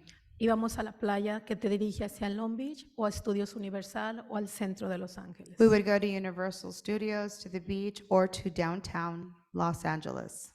Entonces, desde esos años que estamos hablando, hace 13 años atrás, ya existía el tráfico un poco muy violento. And if we're talking about those times, which was 13 years back, yes, the traffic was evident even then. Entonces, salir de todo eso y llegar a esta área y encontrarte ahora con que ya es igual o peor que Los Ángeles. So it's disheartening to see that even after I've moved, I'm still finding the same conditions, if not worse, than over in LA. Yeah. Entonces, el día de hoy estoy aquí para pedir un cambio en el transporte público. I'm asking you today a change in public transit. Que los camiones vuelvan a ser el medio de transporte rápido y seguro. That the bus system continue and become again a safe and secure method of transit. Que el horario de las esperas sean accesibles para que las personas que trabajan no duren 30 minutos en esperar el segundo cambio del So that the camión. working class no longer has to wait 30 minutes just to get to and from work, and also for the transit to be accessible. Y que las personas que trabajan puedan utilizar el transporte y no más sus vehículos particulares. And so that this can encourage those that want to travel in public transit to no longer use their vehicles, but use the transit system. Para poder ayudar a las calles a disminuir el congestionamiento. And also to remove or reduce the burdens of traffic and cars along the thoroughfares. La contaminación y accidentes. And to reduce contamination or pollutants and accidents. Muchísimas gracias por su Thank you atención. very much for your time. Gracias a usted, señora. Lindo día. La razón principal que salí este condado es el transporte. Esperando mucho tiempo y también los paran a las 7 en la noche. Sí. Es muy mal. Entonces, muchas veces las personas que trabajan quisieran utilizar el transporte público, pero si 1 minuto, 2 minutos se les hizo un poco tarde de salir, el camión pasa y tienen que esperar media hora a que regrese el siguiente automóvil y es tiempo para sus trabajos. Entonces la gente deja de utilizar el transporte público y ahora ves los camiones. So when people try to use transit and they miss it by 1 or 2 minutes, they return to using their car. And really what she's saying is that if they miss that 1 or 2 minute window, they have to wait a whole half hour before they can again attempt to start their route. And this is what is not conducive to a work space or work environment. Y for those that want to work. lastimosamente ahora vemos los camiones vacíos. And Pasan it's sin sad gente. now because I see many of the buses that are empty and not being used. Entonces, Muchísimas gracias, señorita, and thank you very much for your gracias. testimony. Gracias. Gracias. And I just said I left Riverside County because the bus ended too early, and that's why I no longer live here. Excuse me. So I believe we have public comment online. Clerk Hall? Yes. Oh, Clerk Remedios, excuse me. Welcome. We reversed roles for this meeting. All right. So our first speaker, Maria Barakat. You should be able to unmute yourself. Thank you all so much. Forgot to tell folks that. So. Tiene 3 minutos. Okay, thank you. My name is Maria Barakat, and I'm the Program Manager for Transformative Racial Equity at the Green Lining Institute. And I've had the opportunity gratefully to work closely with our state and local partners to forward racial equity in California government generally, and specifically in transportation and mobility.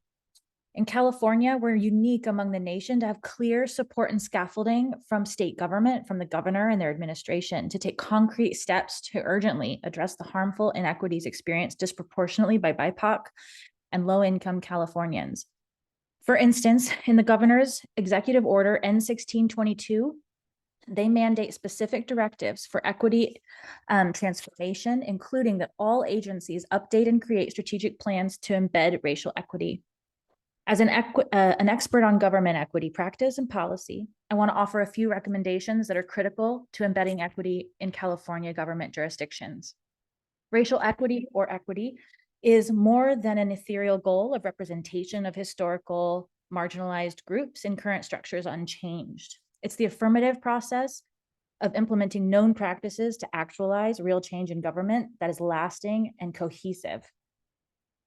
In government equity work around the country, we see that there are best practices that are critical to effective equity changes. And top of these practices is the leadership of government agencies and departments to embed equity robustly in their strategic plans, specifically with regard to the governor's directives. CalSTA has been in the process of embedding equity into their strategic plan, and there's still work to do to align across transportation entities and to work with the executive level and the Racial Equity Commission of California that is going to begin its practices and processes in January. Best practices for racial equity strategic planning means formalizing and standardizing public and internal facing policies.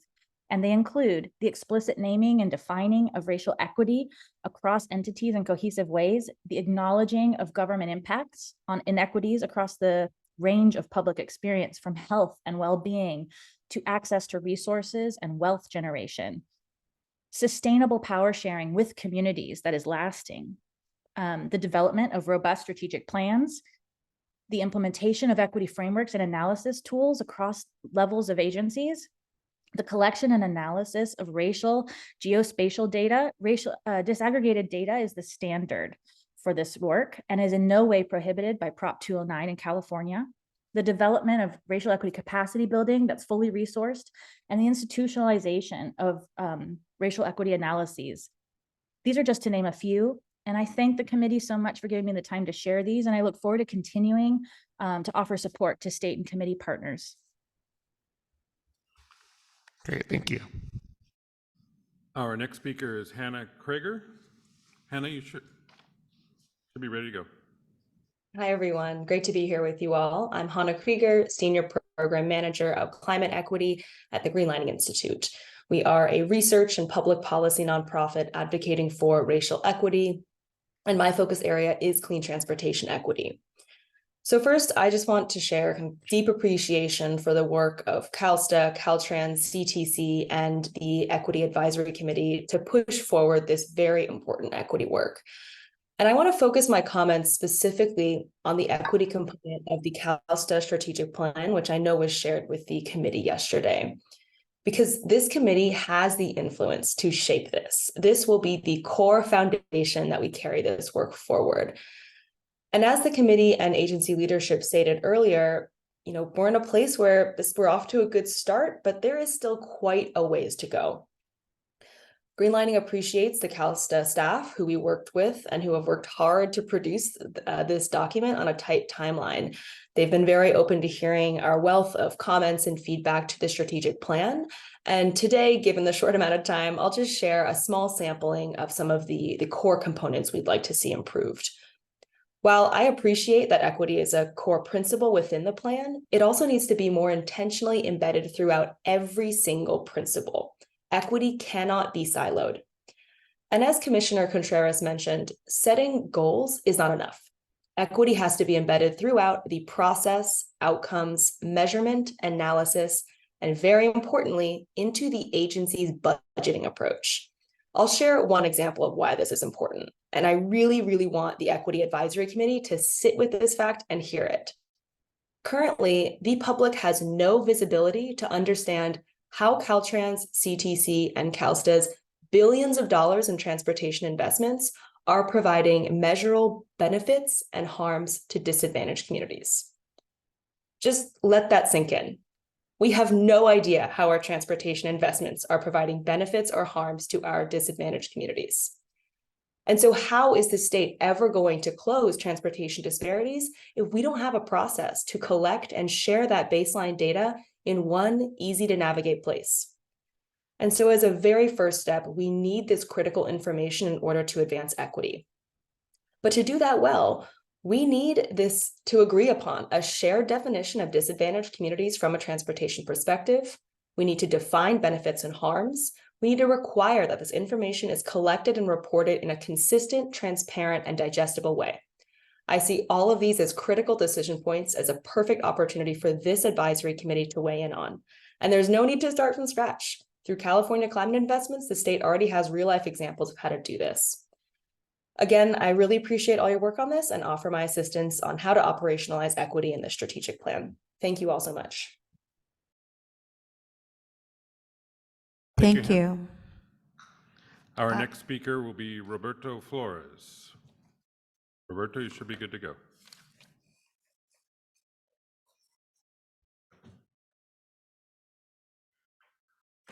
Roberto, you'll need to unmute your mic. Okay. There you go. Yeah. Can you hear me?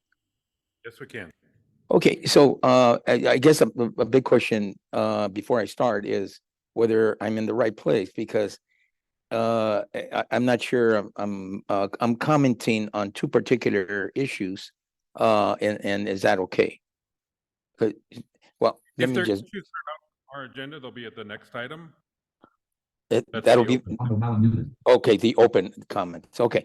I'll wait till then. I like to reserve my opportunity to speak. Thank you, Roberto. And Angela Flores, you're next.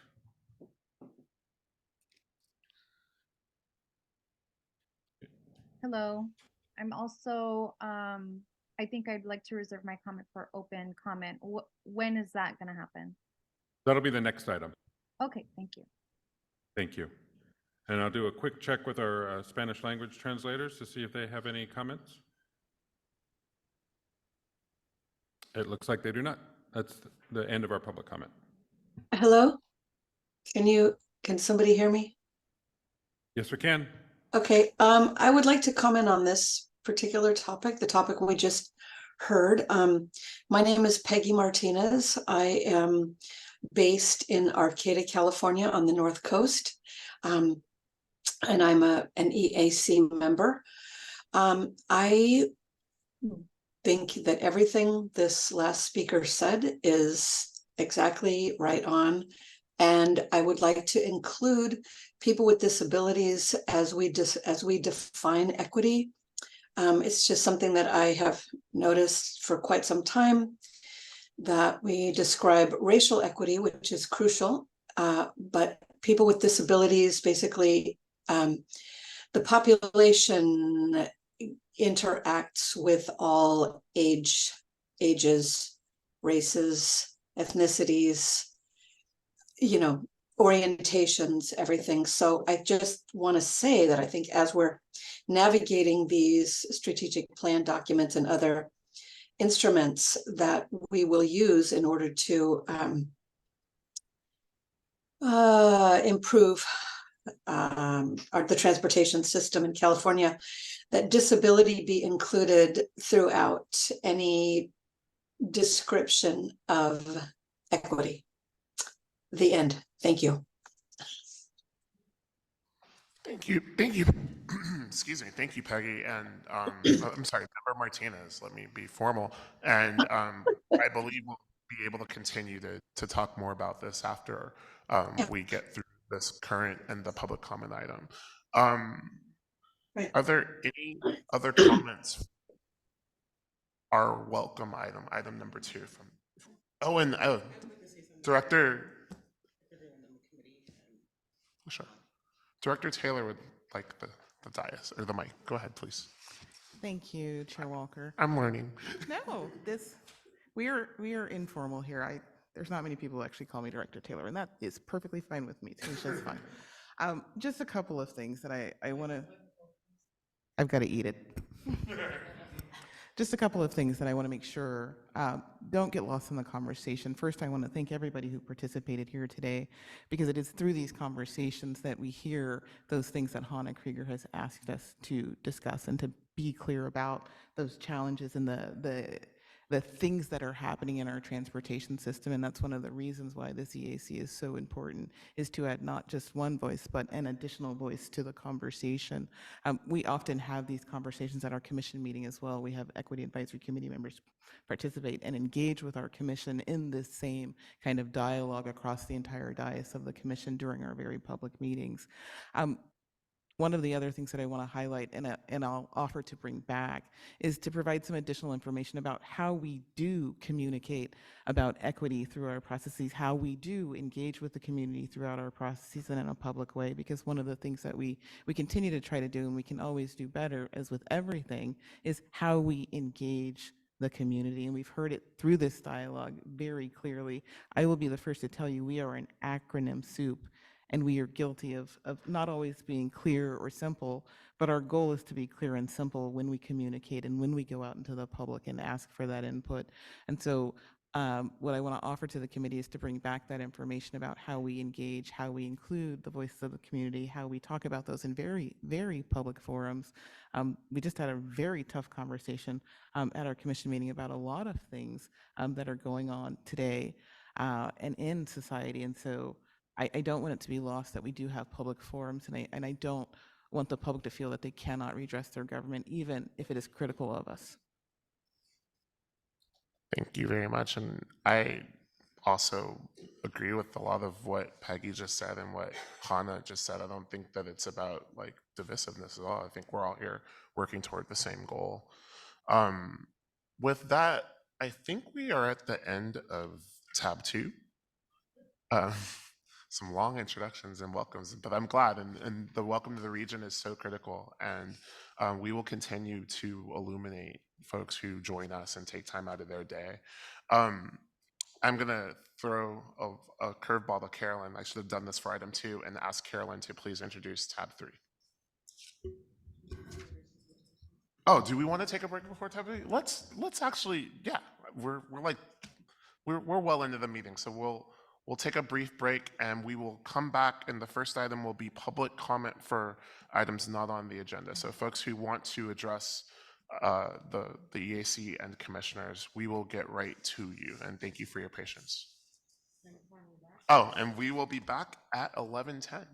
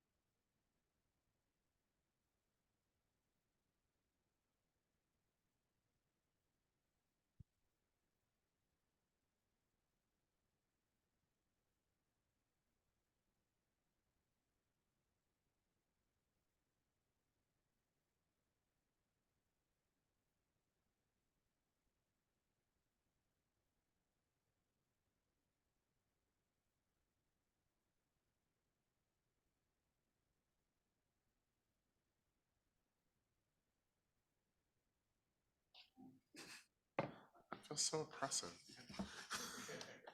So we're gonna bring it back to our agenda. We're going to move into item number 3, and I will have Ms. Abrams introduce item number 3. Thank you. Now, tab 3 is open public comment. So any public comment on items that are not included on the agenda are welcome at this time. Great. And so we will start with folks who are in the room, followed by folks who are online. I'm going to hand my public comment cards to Vice Chair Armas Kelly. Would you tell us who's first? And you all have 3 minutes. Good afternoon. Sandra Saucedo from Reclaiming Our Homes. First comment.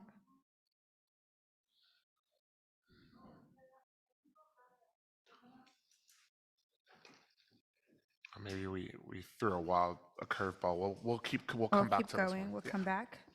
And then we have Cynthia Diaz, Reclaiming Our Homes. They're also outside.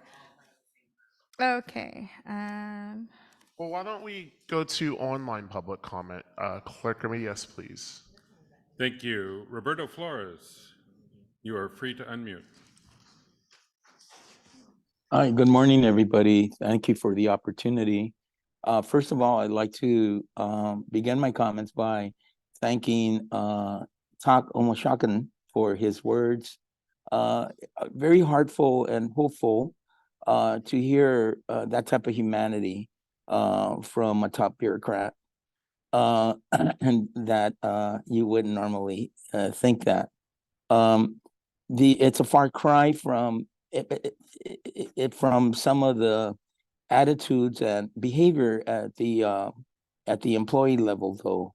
And it's very distant from what occurred to us 2 months ago when Caltrans employees went pounding on doors and windows, cursing at the reclaimers to get out of the houses and waking up neighbors and using curse words.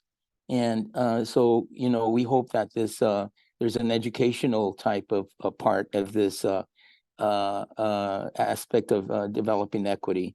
Also, I'd like to thank the CCAEJ people for their comments, and which I think that the most important part, you know, everything was important, but I think in terms of solution, their reference to local self-sustainability, local self-determination is key. In all these solutions, there needs to be inclusion of the community itself. And I'll move on then to the reclaimers.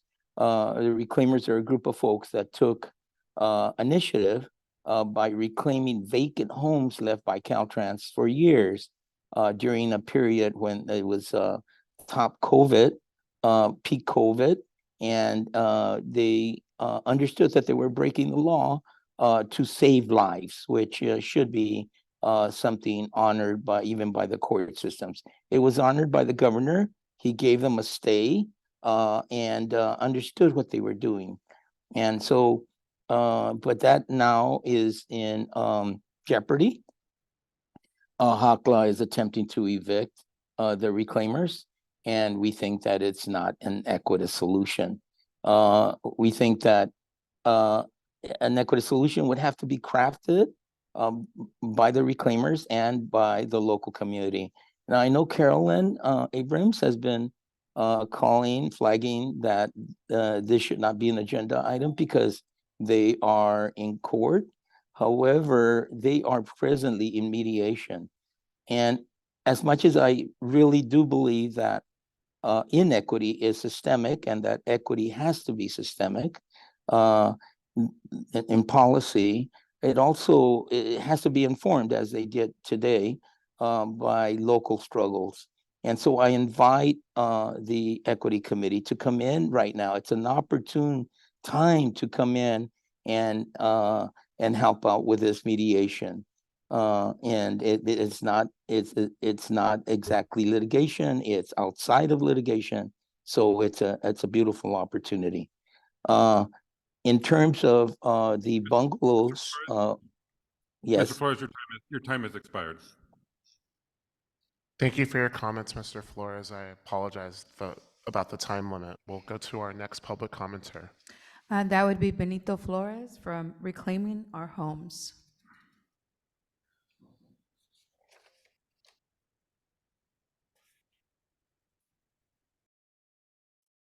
Buenos días, Benito. Buenos días.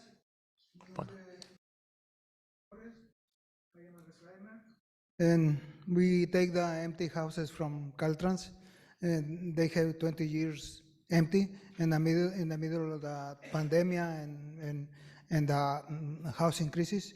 We come and take the houses. They give us 2 years contract, but 2 years is not enough. Now they are evicting us, and so the question is, what HACLA and Caltrans are trying to accomplish by evicting reclaimers? Complying with the law, because they say that the law is allowing 2 years, but they don't see the second part. This law is California Health and Safety Code 50801. The first part says 2 years, but the second part is with the goal to give permanent housing as quickly as possible. It is not that it's yes or no, it's as quickly as possible. So they are not complying with the law. The other thing they say, they need to help other homeless people.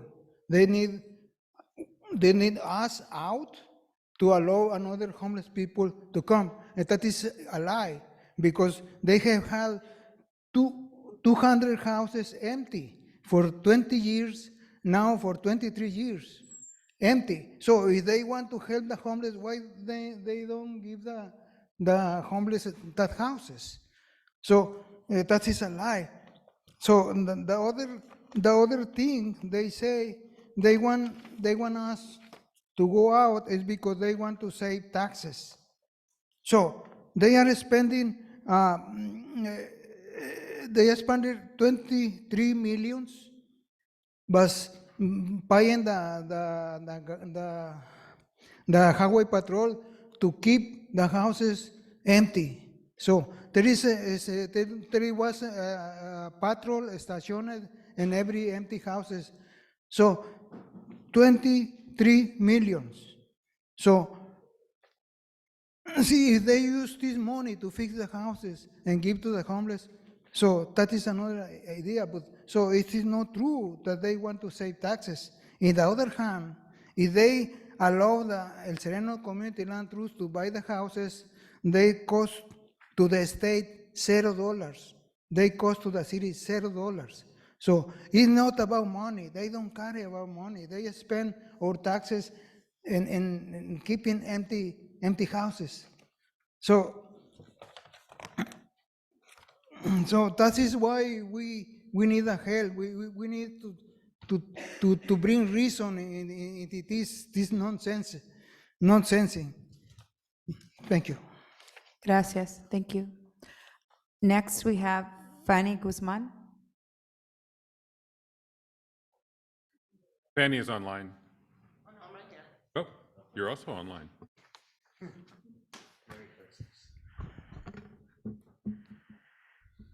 Sorry, thank you for giving us opportunity to speak.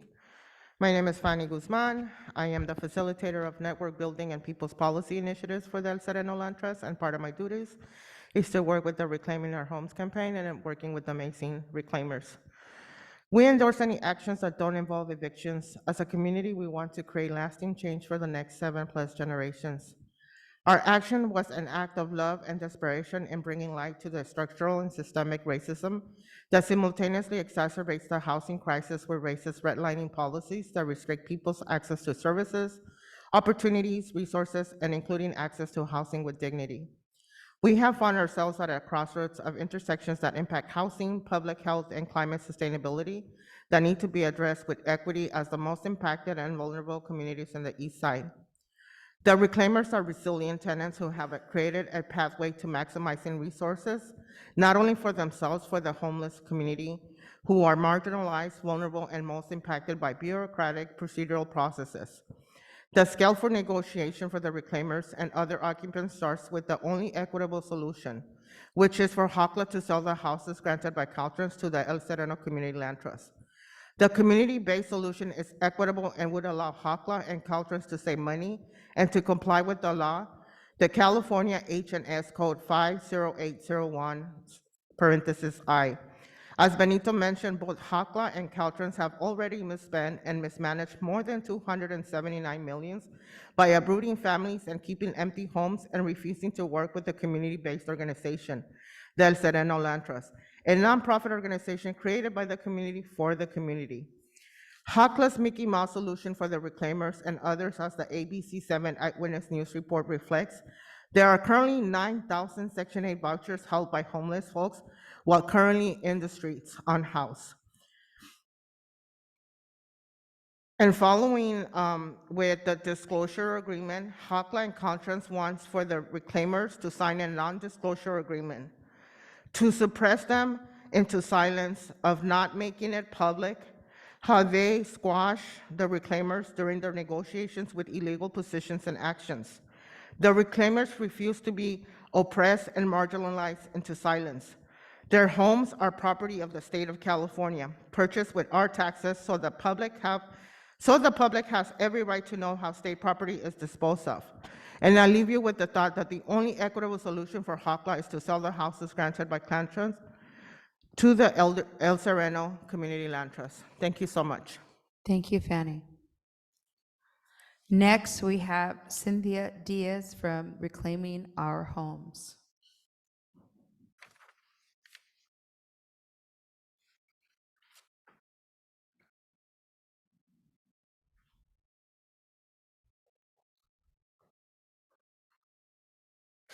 Good morning, everyone. My name is Cynthia Diaz, and I am a reclaimer. I was homeless for 5 years, and I grew up in El Sereno, Cordons.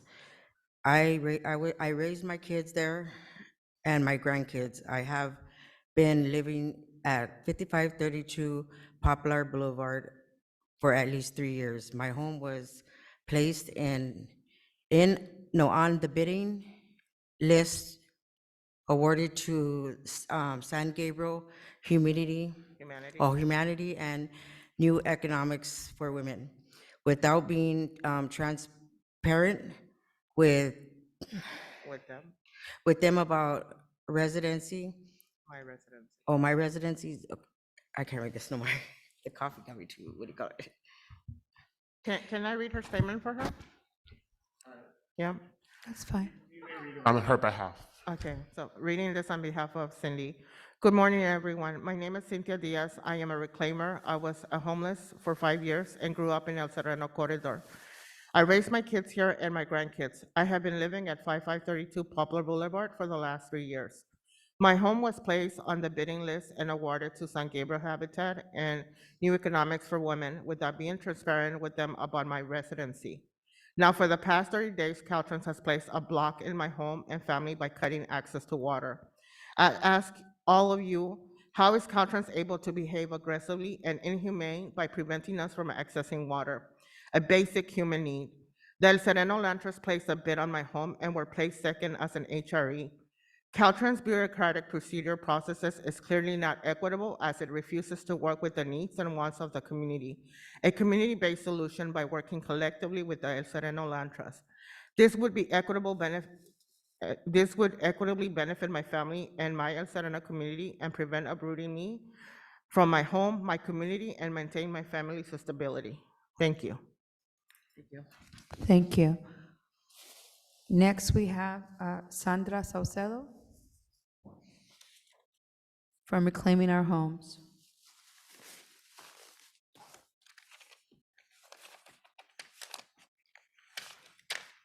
Hola.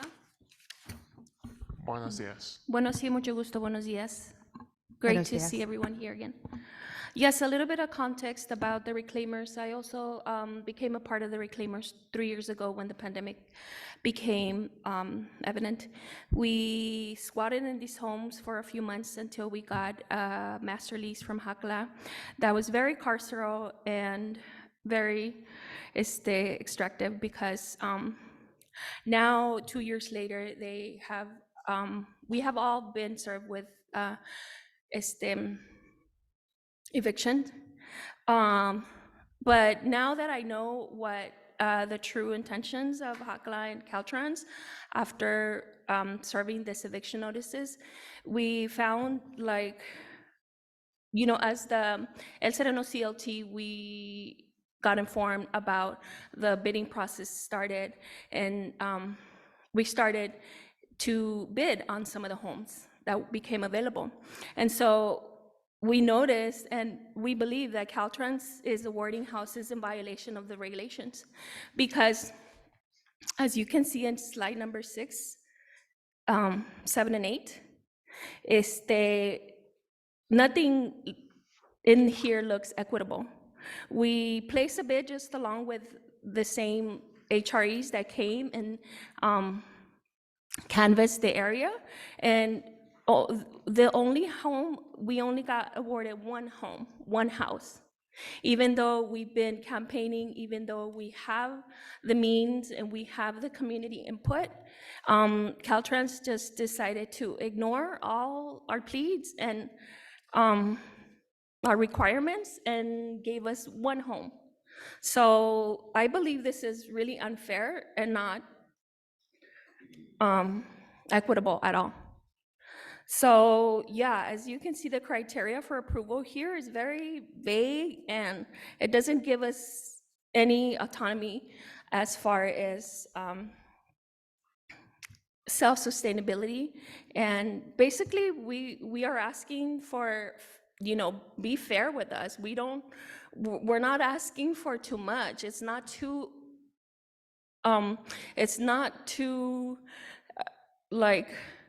we're not asking for too much. This is housing. It's a human right, and I don't want to be uprooted now that I have a family and community support. So yes, thank you so much. Thank you, Ms. Saucedo. I want to return to Clerk Remedios to ensure we've exhausted our online list of commenters. We have not. We have a couple of more. Great, thank you. Tiana McKenna, you're able to unmute yourself and speak now. Thank you so much, and I want to thank the committee for taking my comment. I'm just here today to strongly and joyfully express my support for the sentiments expressed today by the reclaimers, and I echo their and others' demand for community control of the Caltrans-owned properties in the El Sereno area by transferring ownership of those properties to the El Sereno Community Land Trust. Thank you. Thank you.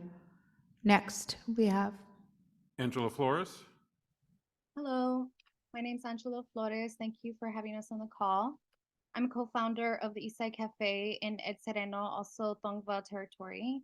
I'm the Director of Cultural Arts at the El Sereno Community Land Trust, and here in support of reclaiming our homes and making sure that we have all these homes transferred over to the Land Trust and that these reclaimers are housed.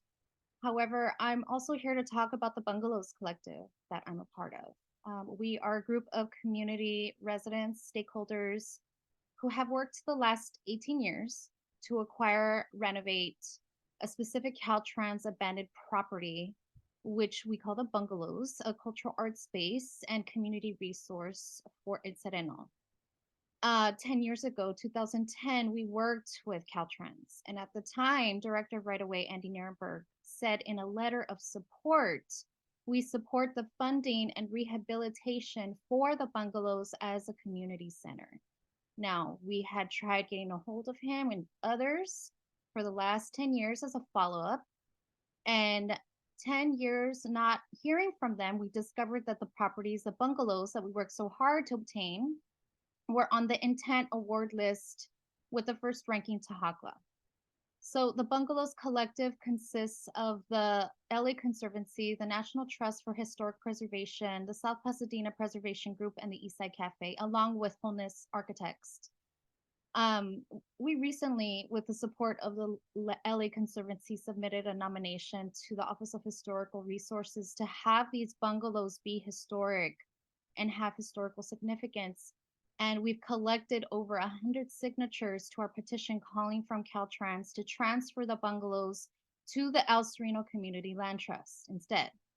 So our ask, when it comes to equity, we're asking before Caltrans approves of HACLA getting these properties, until there's more info concerning the historic status, as well as the historic effort to obtain and have potentially a positive collaboration with Caltrans, we're asking the CTC to advocate and support the Bungalows Collectives to retroactively reconsider the work of the community who has worked on this for years, and we have evidence to prove it, and have this become a community resource, which we don't have in our area at all. And last thing, I'll just say, if we're talking about environmental justice, it's important to talk about the building of eco-villages during the time of climate change, where we have localized and networked with our neighbors.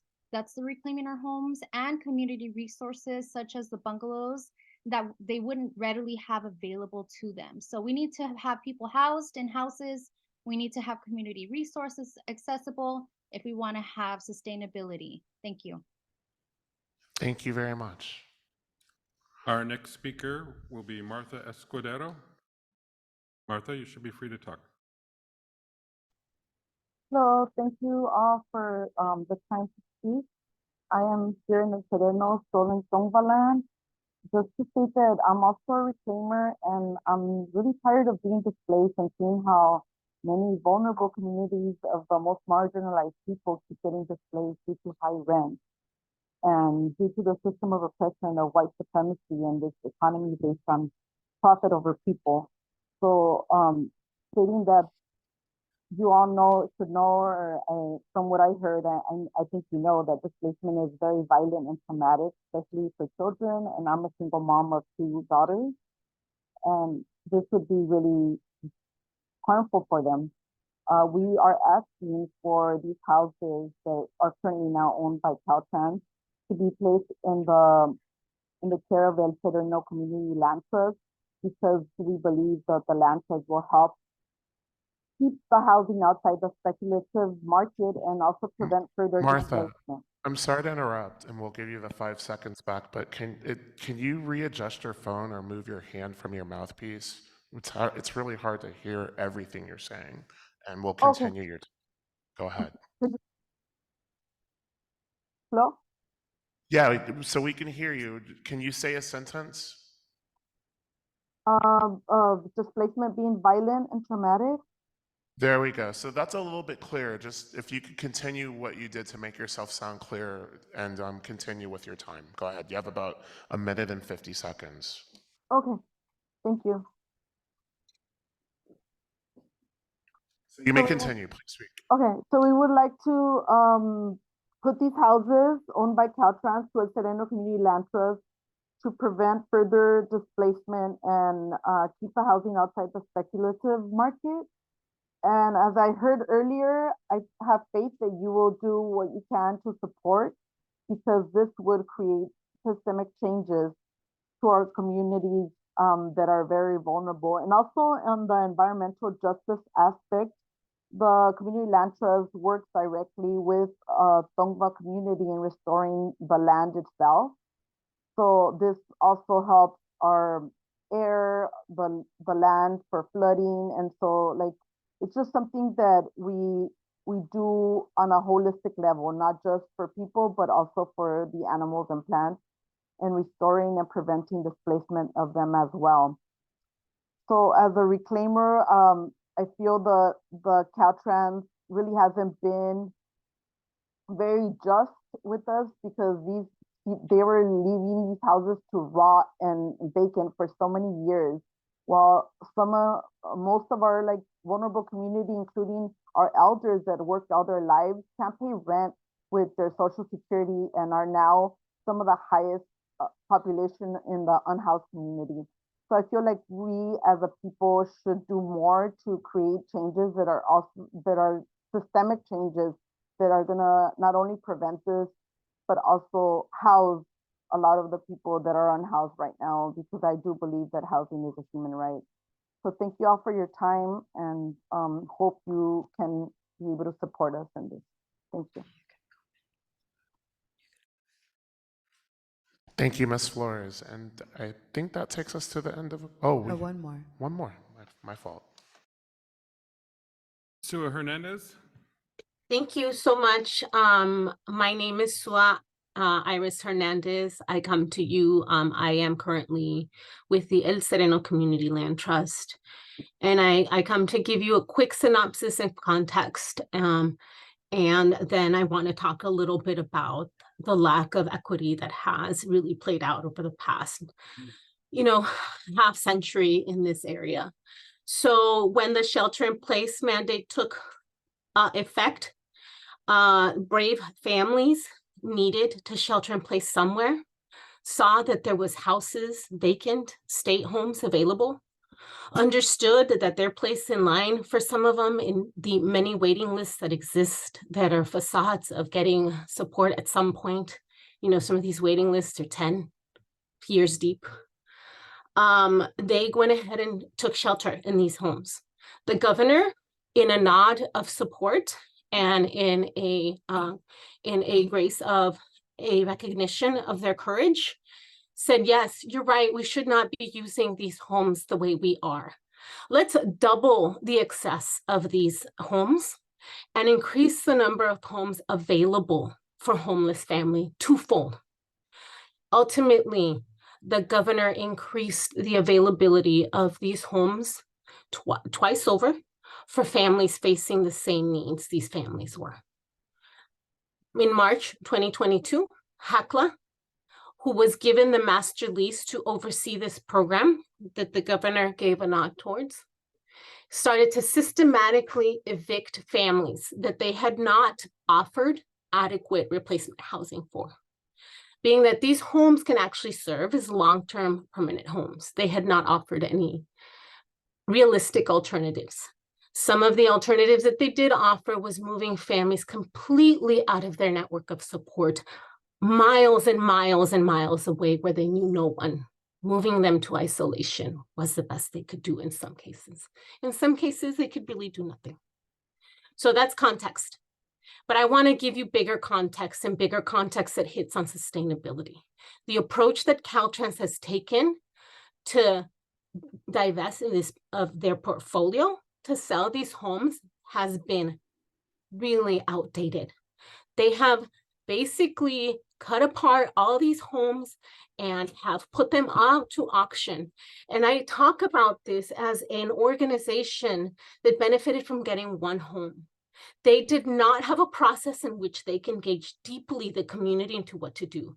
This type of regional opportunity to do something actually sustainable was robbed from the community when it was robbed of having like a significant influence in what to do.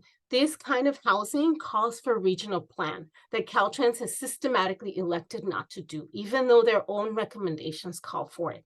And that's what we're talking about here today. Pause all evictions, pause all systemic racism, and include a process in the disposition of these homes that deeply engages communities so we can truly get to equitable solutions. And some of those include housing Ms. Hernandez, and not I'll continue need you. to evict. Thank I'll you. need you to wrap up. I'm sorry. Done. Want to finish your sentence?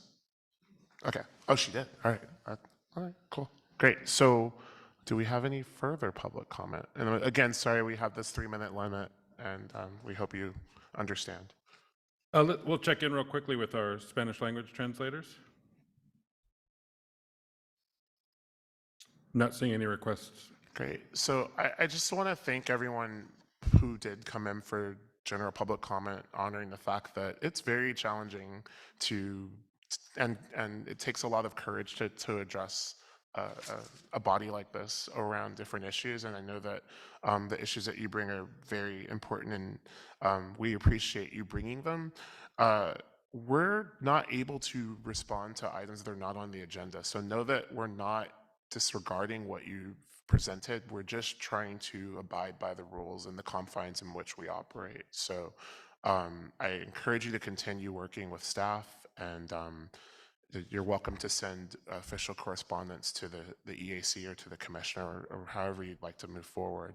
But we're going to go ahead and, if there's no further public comment, move on to tab 4. And I will hand it to both Ms. Abrams and Ms. Erasmus to present tab 4. Oh, Wait. Ms. Cuevas. Sí, Sí. pase. While she's coming up, I do want to say thank you also on my behalf. I understand your story, and your story is not unrecognized or not unheard. We listen, and as I've shared with you before, these spaces are truly for you to be able to bring your narrative forward as to what we can do. That's outside of the scope of what we can do, but we can create a space for you to be heard and acknowledged for your situation. This is a situation that is happening all over the state, and it's not to take away or diminish your plight, but we need to hear that. We need to hear those voices, so thank you for coming forward. Thank you. Continúe, por favor. Thank you very much. Perdón? Vengo otra vez a hablar sobre la transportación y la I importancia want to continue speaking about transportation and the importance of it, de nuestras ciudades. about our cities. Entiendan el peligro que entra a nuestra comunidad.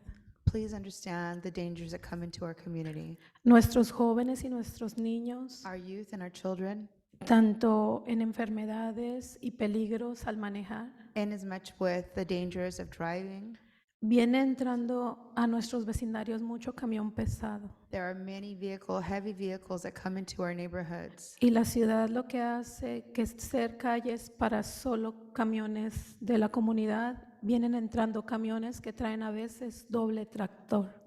And on thoroughfares where it's usually accustomed to see just smaller vehicles, we see heavy duty vehicles bringing in trailers and taking No, ownership. no respetan las señales, They don't respect the signs. causan muchos accidentes They por have caused many accidents tan grandes que están y al dar las because vueltas. they are very large vehicles, and as they turn, Nos ha tocado ver cómo se llevan a los carros al we've girar been able to see how they can swipe into other vehicles because of the turn, y causan and accidentes. they cause accidents. Nuestras calles cada día están más dañadas. And every day our roadways are even more damaged, the infrastructure. Hace 2 días, About 2 days ago, mi hijo el mayor my oldest son, cayó en un hoyo gigante he fell into a big hole con su coche. con su coche. Okay, his Ah. car went into a big hole. La llanta The tire se le hizo un hoyo gigante. made a Rompió. large hole. Cayó el drop. carro y rompió la otra llanta. Sobre el peso So no as he explotó. was able to pull out of the dip or the hole, pothole, his other tire imploded. Entonces, uno como mamá I, as a mother, sentí la angustia de ¿estás bien? I was worried and concerned. I asked him, "Are you okay?" ¿Qué hubiera ocurrido si un camión pesado hubiera venido atrás de él? What would have happened if a heavy-duty vehicle would have been behind him? O él hubiera venido demasiado recio al no ver ese hoyo gigante y hubiera volteado con su carro. Or worse, if he would have come at a heavier speed and hit the pothole, what would have happened to him? A veces no entienden el gran problema que incluye esto. I sometimes think that maybe it's not recognized the great problem that this is causing. Piensan que peleamos por un hoyo en el pavimento. We think that some folks would think that we're only arguing or bringing forth the argument of a pothole on the road. Cuando peleamos la seguridad y la integridad de We are nuestros fighting hijos y for the nuestra familia. integrity and the safety of our family. Entonces, por favor, So, please, todas las personas que estamos aquí all the people that are here, estamos incluidas porque ustedes we vienen are a trabajar. included, and you're included ¿Cuánto as duró su also, tiempo de llegar because you had to aquí? drive here. How hard was it for you to get here today? Cuando tú tienes tu tiempo, pero When you have your sabes time que el limited, carro de enfrente tuvo un accidente, detiene todo tu tiempo. and you realize that there's a car in front of you that has been involved in an accident, it takes up all your time, Y cada día es peor. and every day it worsens. Entonces, por favor, So then, please, tenemos que ser conscientes we have to be conscious que esto incluye y va de la mano a todo, a that this todo. hand extends over to everyone, touches all of us. Entonces, muchísimas gracias. So then, thank you so much. Gracias. Gracias, señora Cuevas. I believe that is all of our public comment. Am I correct? Yes, that's correct. Great. Tab number 4, Ms. Erasmus. Okay, thank you very much. So as we dive into some of the presentations that staff has prepared for today's meeting, I want to take a moment to just really appreciate all that has been brought forward in testimony and in remarks today, and it continues to be a very powerful personal experience to be here. So really thanks to everyone for creating this space. It's very important. Our staff presentations today are intended to highlight what we've been doing this year, feedback from our end of year survey that's helping us plan for 2024, and also thinking about the past year and some of our planning for next year.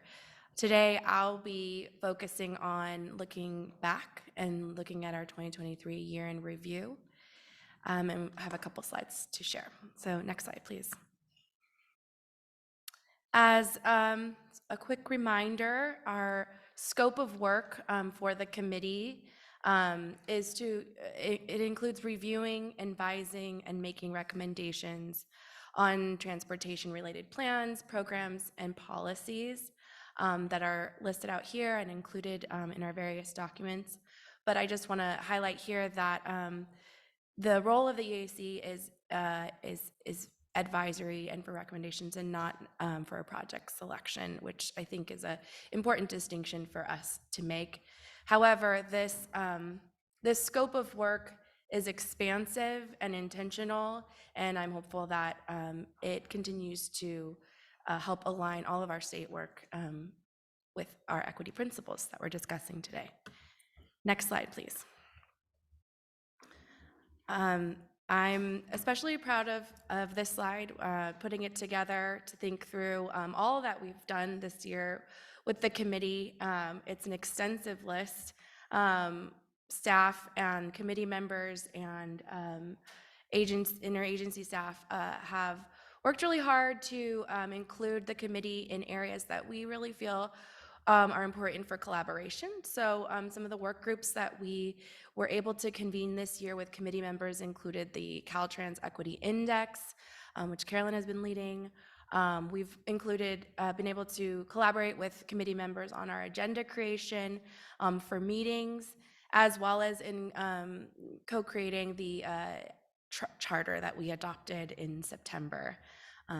Big moves. And as was mentioned in opening remarks, we've had members participate in funding application review, which I think from feedback that we've received has been a pretty powerful way to connect with the work as well. And it's been helpful for members to get a sense of kind of what applications are coming in, how applicants are understanding equity, community engagement, and thinking about already ideas of ways to improve the applications and ways to engage with regional entities who are applying for some of our state funds. So there's been great conversations around there since that. Committee members have also been supporting program guidelines and development and review. And we're proud to have included folks through briefings and through language updates on some of those processes, and we'll definitely be continuing on that. We've had several public workshops that committee members have been able to participate in, and I think that's another way to connect this work to the broader statewide group network. We've also held several staff briefings specific for committee members where we can hear comments and feedback in real time so that we can integrate that kind of in a quick process. And I'm also very grateful for the folks that have joined us at commission meetings virtually and in person to provide equity updates. I know it's a lot of commitment to come to our meetings and many hours spent sometimes in the room with us, but I think I feel hopeful that being able to be in the room and hear how the conversations go and be directly adding to those conversations is a powerful way to continue connecting with the work, not just of the commission, but our interagency teams. And finally, we have had a really great collaboration opportunity during our commission tour, commission meeting in San Diego, where we brought our tour to San Diego City Heights Community Development Corporation, and we had a great time collaborating with Randy Torres Van Vleck on ensuring that commission stop was a powerful testimony to community collaboration, focus on equity and environmental justice. Next slide, please.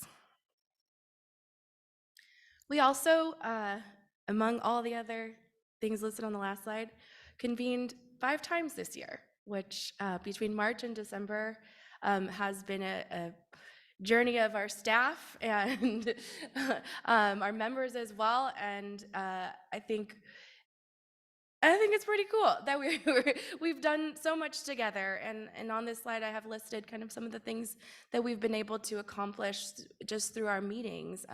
Holding our first executive meeting in Los Angeles in March, where we all kind of got to be at the dais together and get a feel for that and introduce ourselves. And then in June, beginning the discussion almost immediately of how we wanted to think about governance and how we wanted to start creating a charter, because that development was going to lead us to being able to create subcommittees, to vote on things, to be able to represent kind of in an official capacity the goals and priorities of the committee.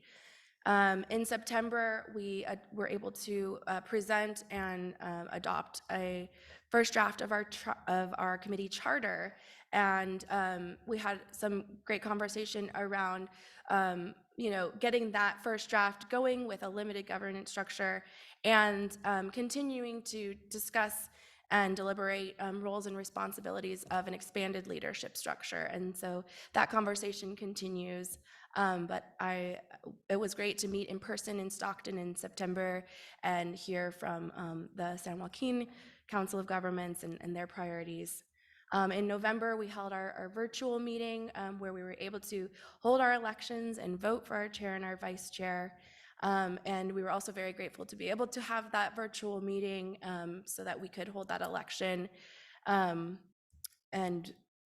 And finally, in this December meeting, wrapping up the year and being able to reflect on what's happening and what's happened, it's been a really great year. So I thank my team and my leadership as well for all the support. All right, next slide, please. So that's it for my remarks on that. I open it up to questions and discussion from the committee. Thank you, Sequoia, and I definitely want to honor the Yo people's work. I mean, it's literally all y'all sitting in the room, and if y'all quiz me, I'm not going to get everyone's name, but I do want to give a shout out to all of the staff. Do y'all want to stand so we can applaud you? All of our staff from all three agencies, please.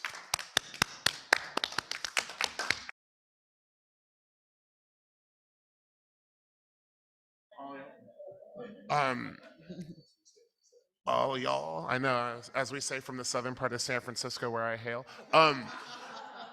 I hope that we can continue to, I mean, I've had the pleasure of having the privilege, as Martha has, as Naila has, as all the names there, Anna.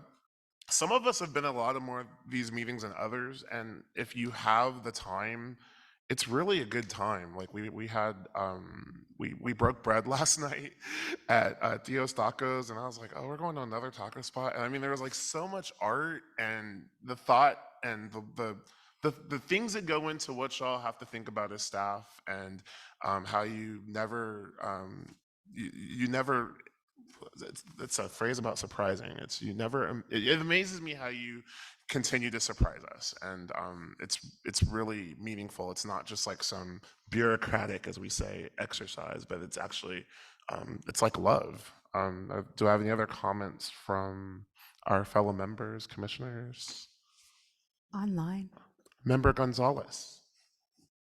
Yes, thank you so much, Sequoia, for the amazing presentation. And also, as we broke bread last night, I mentioned to a couple of you that I've been on so many boards and participated in commissions and advisory councils. And for the first time, CTC has made it intentional to listen to the voices that have gone unheard for many, many years and decades. And so I want to recognize Sequoia, Carolyn, and all the staff for making us feel welcome and included, and for allowing all the state leadership in particular, for allowing our communities to have a voice at the table, because it's way overdue, and I'm looking forward to making real change because we needed it yesterday. So thank you for this opportunity, and thank you for all your hard work. Online, if there's our EAC members online, I want to kind of give them an opportunity because they're pretty quiet most of the time. Not seeing any online requests to comment. All right, well then I'm going to go ahead and speak. I can't even imagine what it was like to just think about how you're going to bring this program to light, And I don't know if we've even, I don't know, have we even come close to surprising you all, you know, with what you've created and what you put together. But this is the face of your endeavors, and these faces here and the voices are the music that you're putting together. You orchestrated this, and I hope you know what you're ready for, because we are excited. You know, this last year, just the idea of that first meeting when we started talking about ourselves and giving you a little bit of insight of our background, where we come from. And when we're in these sessions and we get to hear the voices of the people, I find myself often reminding those folks that do come into these spaces that you're looking at yourselves. You know, we are here, and a lot of the stories that they're sharing, a lot of the disparities, the health issues, the road conditions, whatever it is in all areas, whether it's CalSTA or Caltrans or our other departments that we have that we work with, or the commission, you know, it's we're living that experience. So I remind those folks just to tell them that when you're seeing us listen, and I tell the people that are listening online, when you see us listen, it's not because we don't want to make those inferences or we don't want to make those changes. We have to hear. We're in a learning process ourselves, understanding how this works.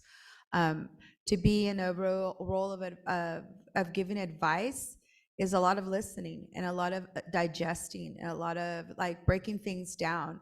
And just these last 3 days have been so powerful to me. In the commission, I have so much respect for y'all because I know you a little bit more, and I know the heart of the people that I am sharing this space with. And just like I say, I know their plight. The folks that are coming on, they really do know the plights. They go home to your spaces. They live in those environments as well, or have gone to school in those spaces, or have children, relatives in those spaces. And it's not without regard to the situations that we're all facing. I can only say that this is a part of the process that will lead us to something that will be significant and create a roadway, so to speak, or a map to get to where we need to be. And I don't want this to be tokenized in any way. I don't say that we are, but for those that may be thinking that, I don't take this lightly, this role lightly. I take it with a lot of integrity. And although I can't make decisions because this isn't a body that makes decisions, we make recommendations. I feel very confident of the commission and their opportunity that they are taking quite a lot of interest and a lot of responsibility and using our recommendations for some changes that will be coming in the future. I do want to recognize that climate is going to be a very influential factor in some of the decision making, and we need to bring some of the policies and some of the decisions into meeting the climate influence, because as we start seeing climate impact more and more on a day-to-day basis, we need to start looking at creative ways of designing our infrastructure, designing our projects, and looking at remediation as a possible outcome for the things that will come, and we need to be prepared.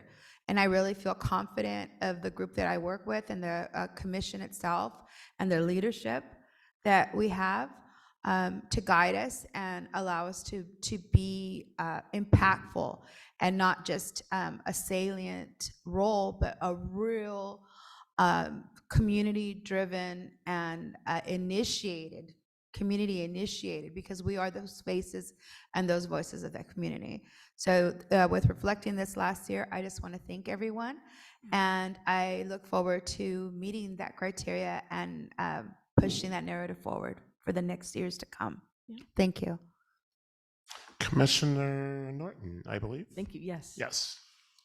I just want to remind us that we started the EAC process when we were in the midst of COVID, when we were thinking about the most massive disruption in our lives since the Spanish flu. I mean, really, in terms of infrastructure, in terms of access, all of that. And the fact that we had all of you come to this conversation and really give of your hearts. That last meeting that we had in March was very personal. Lots of tears were shed, including some of mine. It was wonderful to hear what you all wanted to bring to the table and what we hope we will see from this process. And I think that what I want to point out from Sequoia is that slide of all the things that everybody have been working on. This is not just being an advisor. You've been embedded in the plans, the discussions, the policies. We are taking your influence, and the word influencer has changed a lot since the TikTok age, but being influencers, having your life story be part of every decision we make. These are the parts of the process that give us such joy, that we are not just building things to build them. We're building portals into changing people's lives. And I still hope we are going to move to some places where we don't just talk about the projects as projects, but we talk about the projects as job centers and places where people can be paid to work on them, be owners of the infrastructure themselves, because I still think we need to follow the money. But I think the more that we are talking about how we all are reflected in what the outcomes look like, the better this will be. And I want you to know that this was so purposeful that 4 years ago, I started at the CTC in September of 2019, where there are 11 CTC commissioners that are civilians, if you will, and 2 from the one from the Senate and 1 from the Assembly. When I started 4 years ago, the only people who are still left on the CTC from those days 4 years ago are myself, Vice Chair Gardino, Joe Tavaloni. That's 3. The 13, so 3 out of 13, that's transformation on a huge scale of decision-making and where those decision makers come from. And so I think this is very intentional by the legislature and by the governor to have a transformational body of leadership, and you are all part of that. And I'm very proud that that's a growth that we've done together in parallel and in unison, and it shows. So thank you. I truly thank you. I'm glad you said that, what you said about a little bit of the history, because sometimes we don't know, I kind of think of Jeremiah in the Bible. I knew you before, I needed you. And I think that that's kind of, you were having that idea. And I know that it's birthed from a concept or belief that there's something greater out there. And this community that we talk about, our group, I can't wait. I can't wait to see. I mean, just even sharing space with you, Anna, and Naila, of course. I'm standing on the shoulders of these powerful giants in the community, and I'm holding my hand with them, and it just is like, it's epic. It's really epic, because historically we didn't have a voice, and now we're bringing the voices of the people into the forefront, and that's powerful. We're making those voices partners. We're partnering with the state as advisory committee members, and it says a lot that we're sitting here with the commissioners that are part of the decision-making process and with the staff who help to execute what's approved, and we thank you all. Is there any public Or are there any EAC comments before I move to public comment? Oh, did you? And how about public comment for tab 4? Not seeing any public comment online. I'll check with our Spanish language translator. Not seeing any requests there either. Great. I will move us along then from tab 4 to tab 5. Ms. Abrams. Thank you. So tab 5 is the presentation of the survey results from the 2023 end of year survey that was conducted for the EAC members. And I have the pleasure of sharing those results with all of you here today. I want to flag that this item is really the bridge between the reflection on the past year and the looking forward to 2024. So with that, at the end of this item in our staff report on the results, we will open it up for questions and discussion. But tab 6 will really be focused on that larger discussion around the committee priorities and focus into 2024 and what we want that to look like. So with that, I will run us through the results of the survey. Next slide, please. So all of the committee members are already aware of this, but just to recap briefly, we conducted a survey of members as we closed out this year, and this was intended as a full circle follow-up of the survey that was conducted at the beginning of this year. So we focused on hearing from members about their priorities within the committee scope. We wanted to learn a little bit more about the engagement opportunities that they found most valuable, and as well as the perceived impact of those activities. So in a sense, you know, the efforts that the committee members worked on this past year, were they valuable? Were they impactful? Should we continue in that same vein, or should we course correct a little bit? We also wanted to hear from committee members about other activities they would like to engage in moving forward, and whether or not they felt there was knowledge or information gained by participating in the EAC. We also took inventory a little bit of some of the ability and willingness to travel for committee meetings and members' capacity for engaging in committee activities. And then there was, of course, opportunities for members to provide open-ended feedback to us as staff. We received 13 out of 15 responses from our committee members, which was fantastic. And I think with that, we've been able to get a better picture of how folks are feeling about their participation in the committee. Next slide.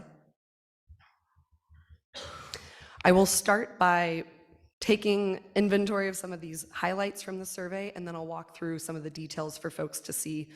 But the biggest takeaway was that the top priorities that members identified from the committee scope for this coming year are in line with the same priorities that they identified at the beginning of 2023. So there's a lot of consistency in that. And first and foremost, this included improving equitable outcomes in state transportation planning and funding program guidelines. And the second was the incorporation of meaningful community engagement in state planning, funding program guidelines, and transportation policy.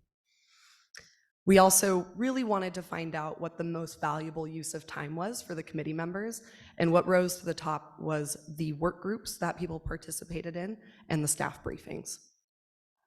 And then hearing from the committee members, we wanted to know what their requests are for moving forward, how we can do better. And there were two very clear requests that were captured in the open-ended feedback. One was a structure for committee work and the interagency engagement opportunities that are presented to the committee members. And the second was advance notice so that the committee members could plan for their involvement and effectively use their time. Next slide, please. So you'll see here, we asked members to rate their priorities based on what is outlined in the committee scope. So as I mentioned before, folks are really interested in the meaningful community engagement practices that are incorporated into our planning, our projects, and our policies. And then the other two center around the funding program guidelines and the planning guidelines. Next slide. But beyond the committee scope, we wanted to hear what other priorities are here among the members of the committee. So there are a number of them. They're outlined on this slide. I will provide a brief overview. What we really heard in those open-ended comments was an interest in streamlining transportation projects. There was also a lot of feedback around disaster relief in transportation.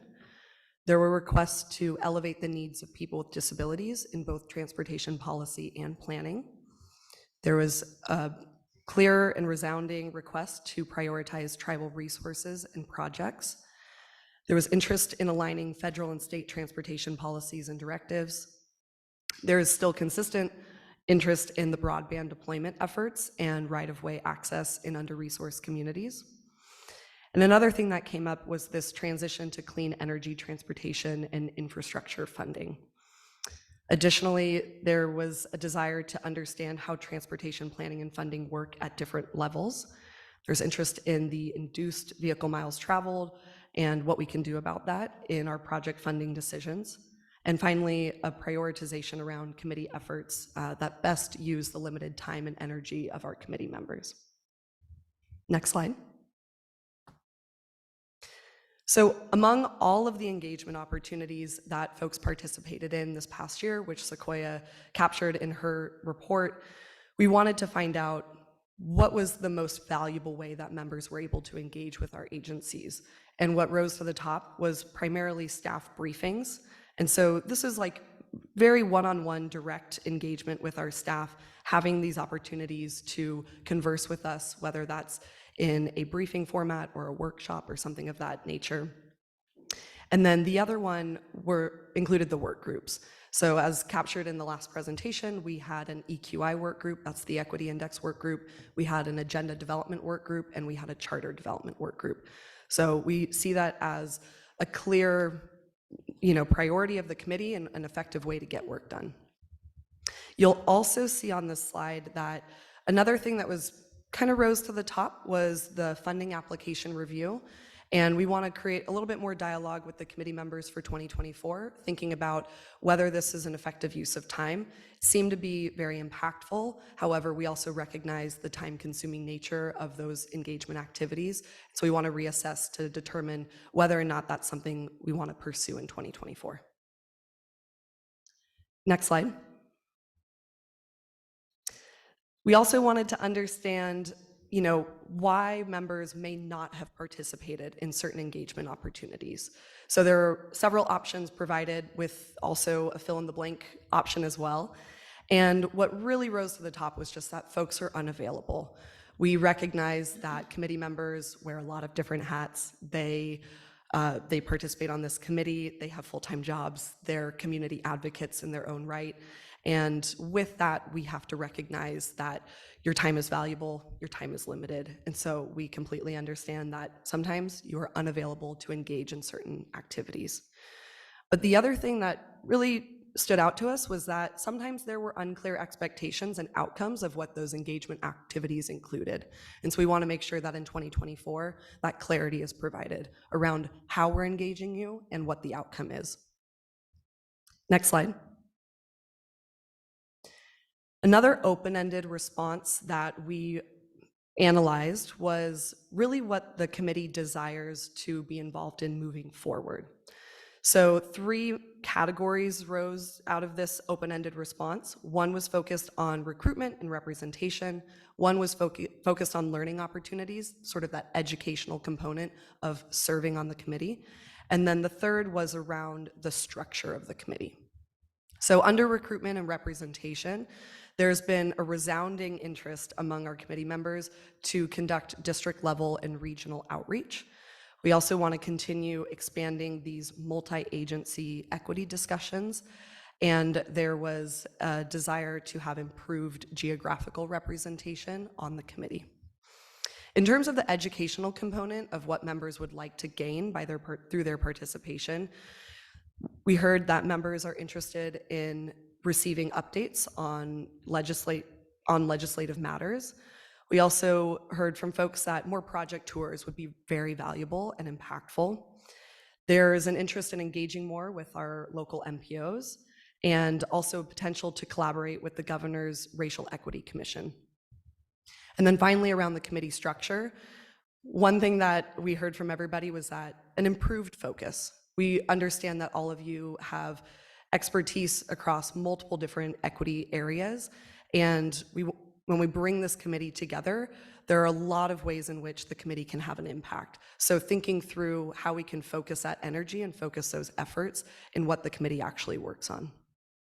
And finally, there was a desire to have stronger connections with our interagency executives and the initiatives that we're pursuing. Next slide. So with that, I welcome questions from the committee members or other folks that are at the dais and online. And I also open it up for any discussion. And I will just again remind folks that the next tab will be an opportunity to really dive into your priorities for next year and have a bit of a conversation around what you want to work on and how we can effectively accomplish that. Thank you both for covering 70 minutes of content in like 12. I'd like to open it up to my fellow EAC members, commissioners, staff. Any comments?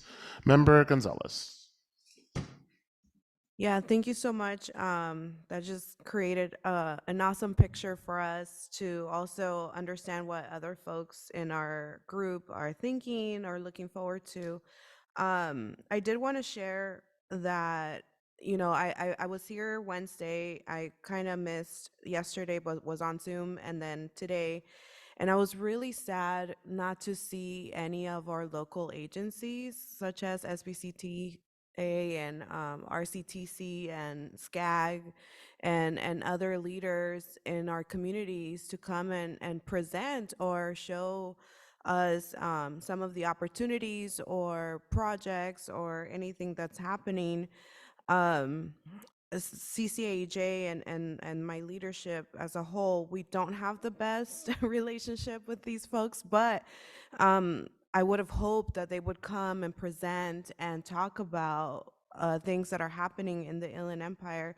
So with that, I wanted to ask if there was any sort of like outreach to those agencies, and if they mentioned that they weren't available or they just didn't prepare to present, or how does that work? So when we're going to all these regions, such as when we had the Stockton meeting, I was really happy to see representatives there present on their initiatives and future projects, and I just didn't see that here, or maybe I missed it in the couple times that I took a break. But I just wanted to know more about that, and again, thank you for that presentation. It just like, it was eye-opening for me, for sure. Yeah, we totally agree. For this meeting, there was not that conversation with the regional entity. However, we totally agree how beneficial it was in San Joaquin. And we fully agree that that perspective is going to be really important for us moving forward. We also intend through the ex officio membership to have that kind of permanently as part of the committee. But thanks for bringing attention to that, and we will make sure that regional kind of EJ perspective and regional MPO perspective will be present. So thank you. I want to turn it over to Ms. Taylor. Sure, thank you. I think your comments are about the commission meeting yesterday, right? Anna? Yeah, okay, so a couple of different things. I think those are good points. Having the ex officio members are good, not just for this committee, but we also work with the regions in multiple capacities. And so even though you may not see every region speak at our commission meeting, we do have the welcome to the region.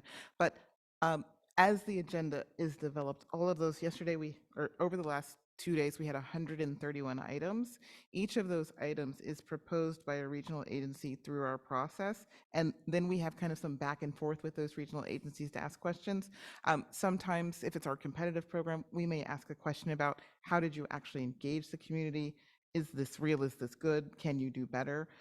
The other places that this happens is there's a group that we call the Regional Transportation Planning Agencies that our team meets with, as well as the Rural Counties Task Force, which reflects all of the kind of transportation agencies. And I won't go into all of the different acronyms because they're all basically the same. They do transportation planning at the end of the day and develop projects. And so there's this robust conversation. And so even though they didn't speak, many of the people in the room yesterday actually represented those agencies. agencies. I will be honest, sometimes in our process, it's better to lay low when there's no problems rather than to raise your hand. So sometimes they remain silent because there are no challenges. But if there are challenges or there are questions, they will come to the podium. Our commissioners will ask them questions and will engage in dialogue with them. I also want to add that I've been to at least 4 meetings, maybe 5, and at every single meeting that I've been to, an MPO director or a district staff member comes up to me and gives me their card and says, "How can I help?" And so I think that as we get into item number 6, we can start talking about what that looks like, because clearly I can't direct all of that. And up until the past week, like, it wasn't my job because I wasn't the chair of this committee. And even though I'm in that role now, it doesn't mean that it's only my job. And we're going to look at how we can build capacity so that we're all having conversations with the leaders that shape the transportation vision for the state. Is that a hand, Commissioner Grisby? It looks like it. Go ahead. It's the other one. I keep getting that mixed up. Oh, it's on now. Okay, great. Yeah, I hear you loud and clear, Chair. I think the staff have been great. I think some of our regions are still in transition into this new bright world of equity and racial inclusion and things like that. So I think what people are saying and what you just said about staff wanting to be helpful can both be true at the same time, because that's the reality of the situation, I think. So we hear you, Ms. Gonzalez, and we'll keep working on it. Any other comments on item 5? Oh, Ms. Vice Chair Ramascalli. Thank you. Thank you. I did want to say that I wanted to acknowledge Chief Deputy Director Michael Keever. Um, I I wanted to say that sometimes you don't know who you're in the room with, and you're sitting in spaces with people that are like very influential, powerful, and to find that people that are so influential and powerful to be so humble and so such a servant. And I want to acknowledge you because I didn't know a lot of the verbiage when I came up the other day. I said we need to bring it down a little bit because I don't understand everything, and I'm not afraid to say it, because if I don't understand it, then my community is not understanding it as well. But it's not because I don't have the capacity to learn.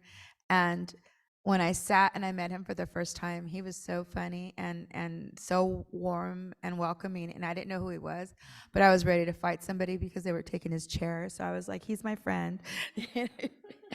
and he just chuckled and didn't even tell me who he was. And when I found out later, I was like so floored. But I said he's my homie, and I really adore his willingness to meet me at where I'm at and say, oh, it's okay, you don't know all the answers, and connect me with the people. And yesterday was no exception. I had 3 of the most powerful folks in the chief planner, I believe, and then Deputy Agar, on the phone. I didn't know who it was. He goes, you need to make this phone call, you'll get your answers. And that is what it's about, not saying you have to know or you need to know, but how can we help you, bring you to where you need to be? That's equity. That's equity in the most simplest and honest and truthful form, is to bring somebody and say, I know that you want to know the answer, not looking at me like I'm at a deficit, but saying, I want to help. And that's what it's about. And that's why I do what I do, and that's why I'm happy to be in these spaces, and I don't mind coming. And yes, I have a lot of other things going on too, but I'm here because there are people that are willing to share that space with me and show me. And when you start coming more to the meetings, those folks that are not able to come, you're going to meet some really awesome people, people that want to share, people that they put on their pants just like you. They cry with you and they laugh with you and they share their passion in what they do. So this is what we're doing, and all those initiatives and deliverables that we want to achieve are doable. But we're still in the transformative stages. We're babies yet, so give us a chance. We're starting to see these things as they start developing, where we need to be, what we're going to need to add, how we're supposed to connect. I really look forward to having opportunities to bring in the MPOs and having discussions with them in their region. And the folks in our own individual communities need to know who we are as well, that we want to be conduits. We want to be those that catalyst for change and that connection with community. We're doing the work. We always say, why are you hiring a consultant when you have these experts and these spaces? Well, they brought the experts now. I say all the other people that are with me, because we know the voice, not because we know everything, but we know those voices, and we know the barriers and the disparities, and we know this need for change. But it happens here, and it's going to happen in its stages as it comes. And I just bear with us. But when we get going, and I think our team, like, again, you have all these ideas and you're putting it into action, and as it's evolving every day, I'm amazed at how things are flowing and how things are growing. A little bud came, it's starting to come to fruition, and we're moving, and it's just enamoring to see how it's going to become. So we're going to move on to the next agenda item, which is, Before we get there, we gotta do public. oh yeah, We have a public number. comment. We have a number. I just wanna, Number I 6. wanna get to the number 6 so we can Okay. keep talking about it. All right, here we go.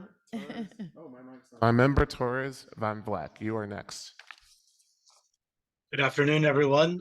This is Randy Torres Van Vleck, EAC member. Good to see you all remotely. Apologies I couldn't join in person this time, but thank you to the staff for organizing the survey. I found that it created an opportunity for me to reflect on my role at the EAC and our role collectively in this space. So appreciate that, and thanks for reporting out on the results. I noticed that the briefings were ranked as one of the most impactful actions, and I have really appreciated those myself. And I wanted to thank Sequoia for being available for those briefings before each meeting and after. It's helped me just understand, what are some of the big things on the agenda, and what impact can we have on, providing direction to the agencies that we advise. I also wanted to point out that I've been able to have briefings with Caltrans District 11 staff as a result of, the positionality created from this committee, and that's been really beneficial. And when the CTC was in San Diego a few months ago, that created an opportunity to work more closely with Caltrans District 11 staff on the tour that was mentioned earlier. And ever since that time, I've been able to, have those briefings with Nick Buenviaje from Caltrans District 11, and those have been really valuable. And I'd recommend, encourage others on the committee to, consider that. If you haven't done so, just reach out to local, district chapters of Caltrans and request those. And that's one of my goals for next year is actually to request regular briefings as a committee member with SANDAG and with our transit operation agency, the MTS. So just wanted to share that, kind of leading to the next item. And unfortunately, I will have to leave this meeting early at 1 p.m.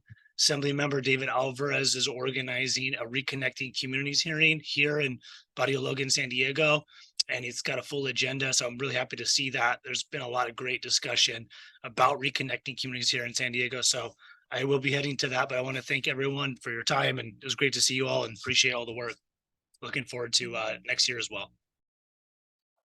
Great, thank you, Member Torres Van Vleck. And props. Like I want to see what you're doing in your local area, kind of multiplied amongst all of our members. So I look forward to discussing that next item. Any other comment from the dais or on Zoom from EAC members? I will ask our clerk if there is public comment online, because I don't believe we have public comment cards in person. I'm not seeing any public comment online. I would make a quick comment that our host today, Riverside County Transportation Commission, is in the room listening today. So, Please come up, share with us your perspectives. oh, sorry, I didn't mean to put him on the spot. I just. Well, we definitely want to hear who you are, and yeah, if you just so that we can continue to connect with you in the future.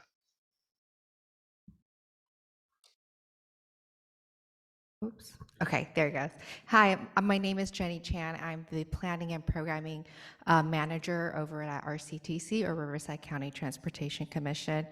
For us, it's just been a true education process just to hear what's important for the Equity Advisory Committee. So thank you again for having your meeting here and giving us an opportunity to just listen and learn. Thank you. And Anna, do y'all know each other? No, but you probably know Marvin. I do. He's our policy yes, coordinator. I've worked with him in the past on a couple of our active transportation programs. All right, so we're going to continue this conversation. Yes, this is what I want. I just want folks to work together and make sure that our region is being heard, and because I know sometimes public input is non-existent in these processes. So thank you for being here. I really appreciate it. Absolutely. Thank you. Thank you. And they have long been good partners of the CTC, making this space available and connections and all those. Well, we fabulous appreciate that. We've been very, very welcomed here. It's a very awesome space too, so thank you. Not seeing any other online comments, and I'll just check in with our Spanish language interpreter to see if there's any comments over there. Not seeing any there either, Chair. Thank you. All right, last and final item, tab 6, looking forward for 2024 EAC priorities, Ms. Abrams.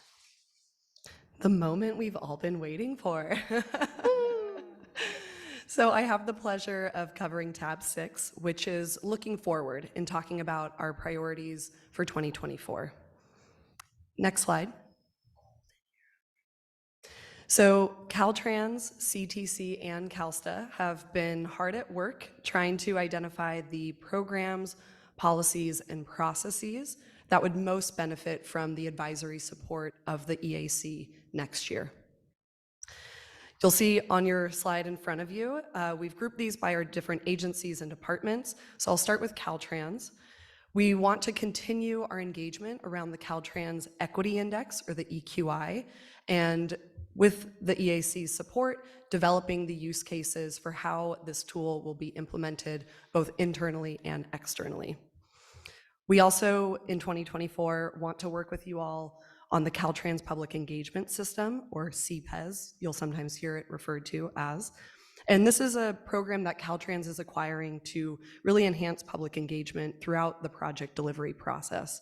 So we're hoping that the EAC can advise Caltrans on both the community engagement outcomes and performance measures of this system, as well as how it's implemented from a public user perspective. We also want to work with you all to develop the director's policy on equitable public engagement, so more to come on that. And we also want to continue our conversations around the Caltrans System Investment Strategy, or CSIS, as you'll often hear it called. And just as a reminder, CSIS is our investment framework, and it uses data and performance-driven approaches to really guide our transportation investments and decisions. So we see this as an opportunity to not only provide an educational component around transportation funding and allocation, but also involve you in that update process as we move forward with CSIS 2.0.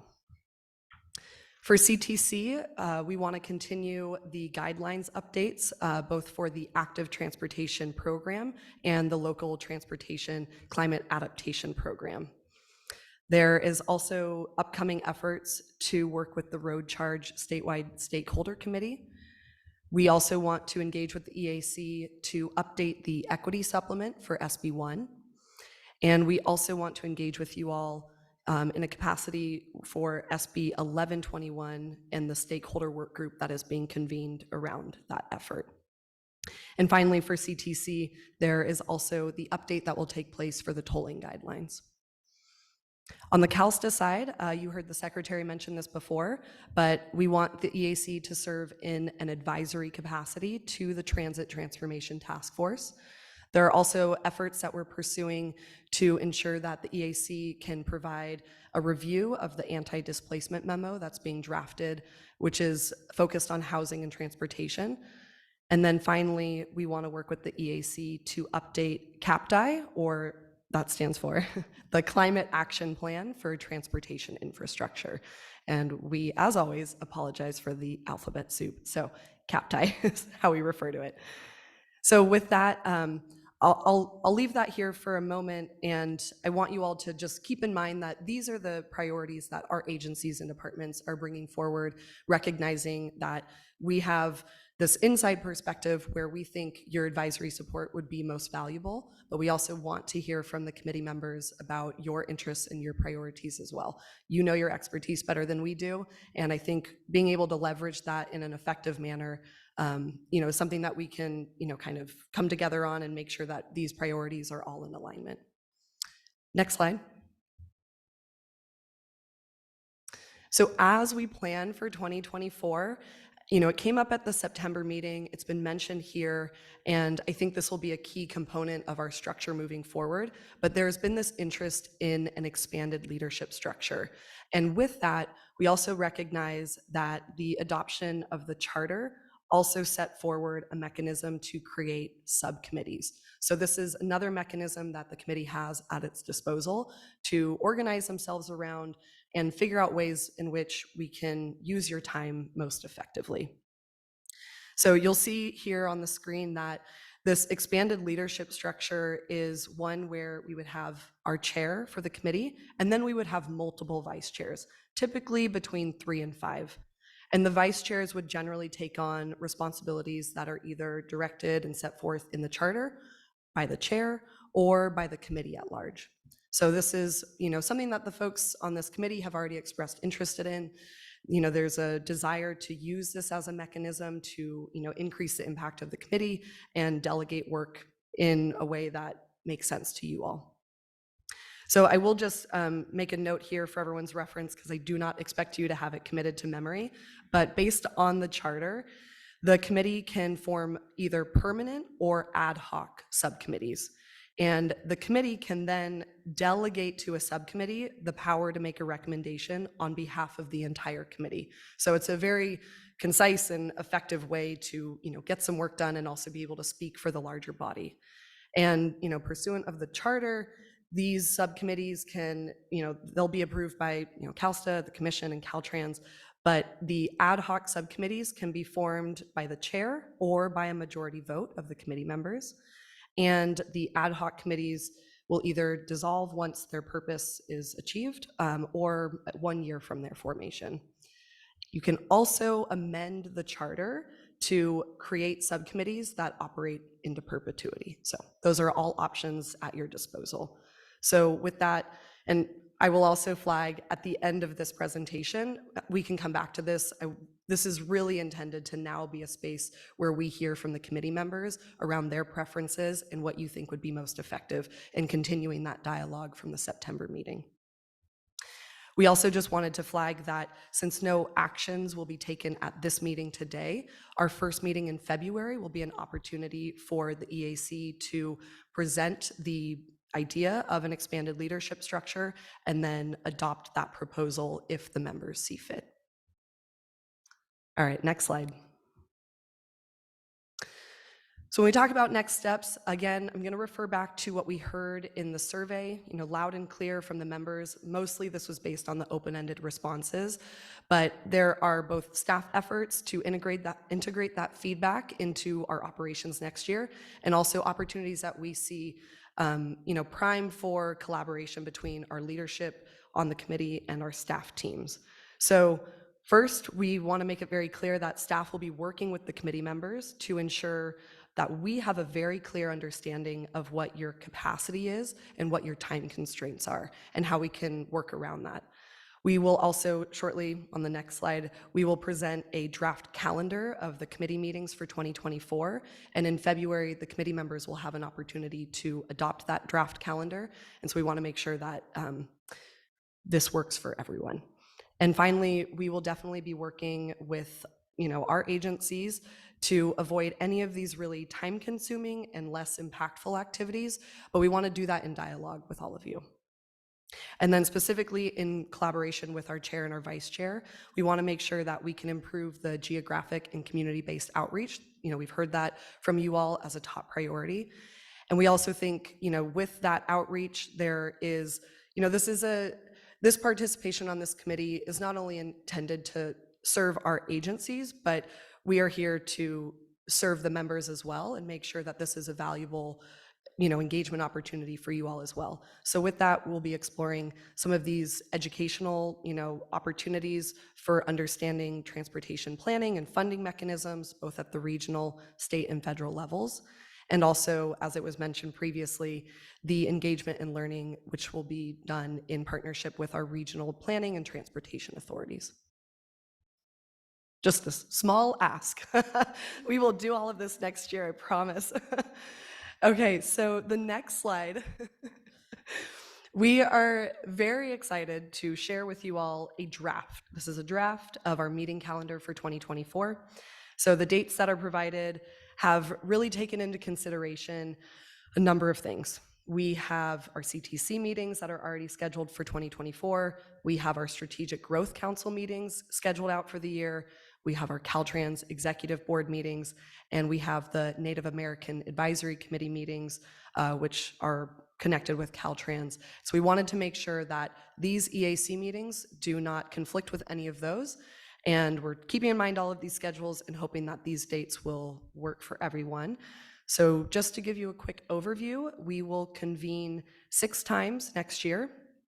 And this will happen about every other month. We're hoping that we can have roughly 60 days in between meetings to be mindful of your time and to be mindful of all of the legwork that is required to actually get these meetings going. So 4 of these meetings will be in person, 2 will be virtual, and you'll also notice that we flagged on this slide which of these meetings are executive meetings, and we've tried to space those out by about 6 months.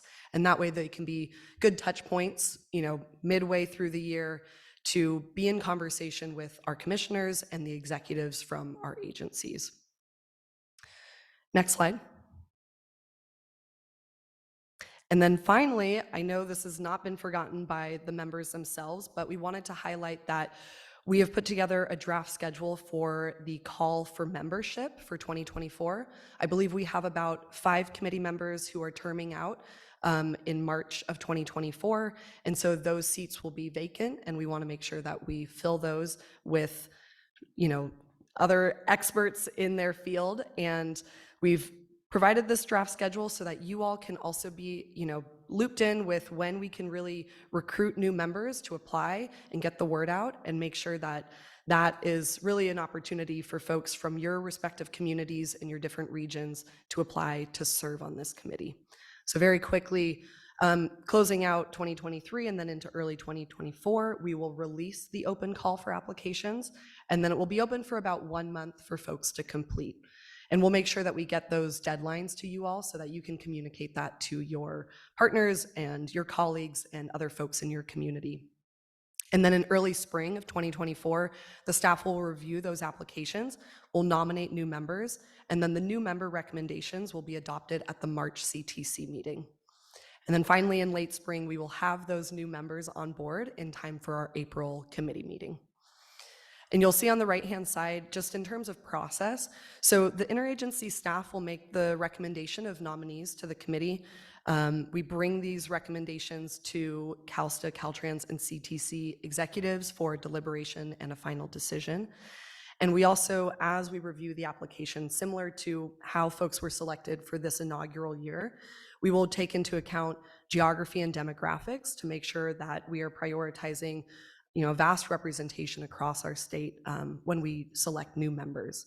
And with that, we've heard from all of you that we need to make a greater effort to include representation from tribal groups and people with disabilities. So with that, I'll go to the next slide and I'll turn it over to the committee. This is really an opportunity for you all to be in dialogue with each other, think through some of these priorities for next year, how you want to structure yourselves in order to accomplish these priorities. And then with that, I'd be happy to also hear from the commissioners and the executives that are at the dais. So I'll turn it back to you, Chair Walker. Thank you, Ms. Abrams. It looks like Member Pope Hardin's ready to speak. I'm gonna hand it over. Yeah, so I'll just hop in and say, I want to start by saying I really appreciate the overview in tab 4 and 5 and just the look of where we've been and what we've already engaged in.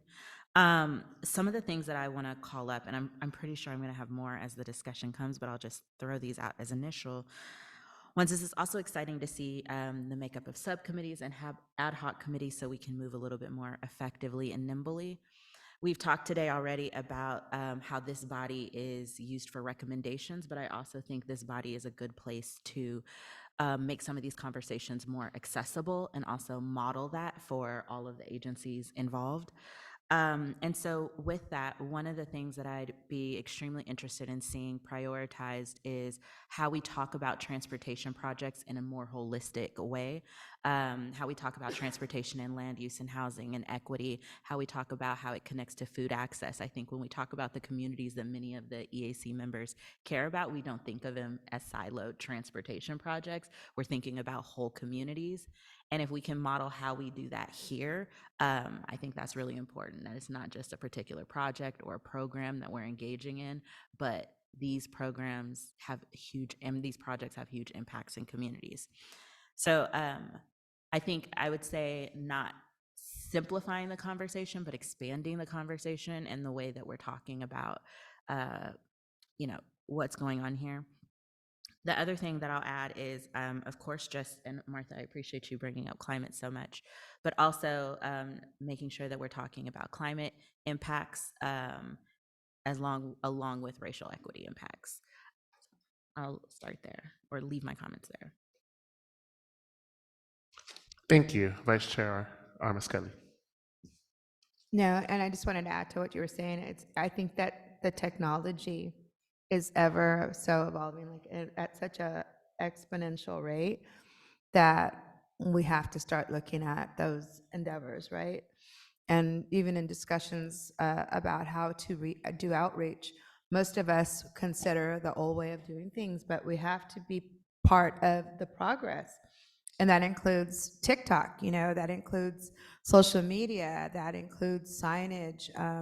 How do we really involve and bring in our older population and those that have disabilities, language, of signage, so many other different things that come into play in transportation to make it an equitable space for all to enjoy the use of transportation. So yeah, I love that that you're so bright. So, thank you. Member Gonzalez? I know I put you on the spot, but I figured. No, you're good. I was gonna raise my hand. No, I thank you so much again. I cannot thank you guys enough for all of this amazing work and inclusivity.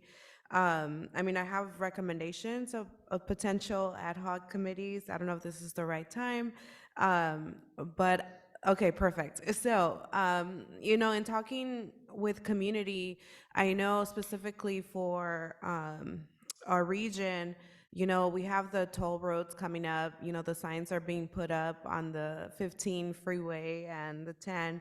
And with that, a lot of community has reached out to us and said, hey, like, when was this approved?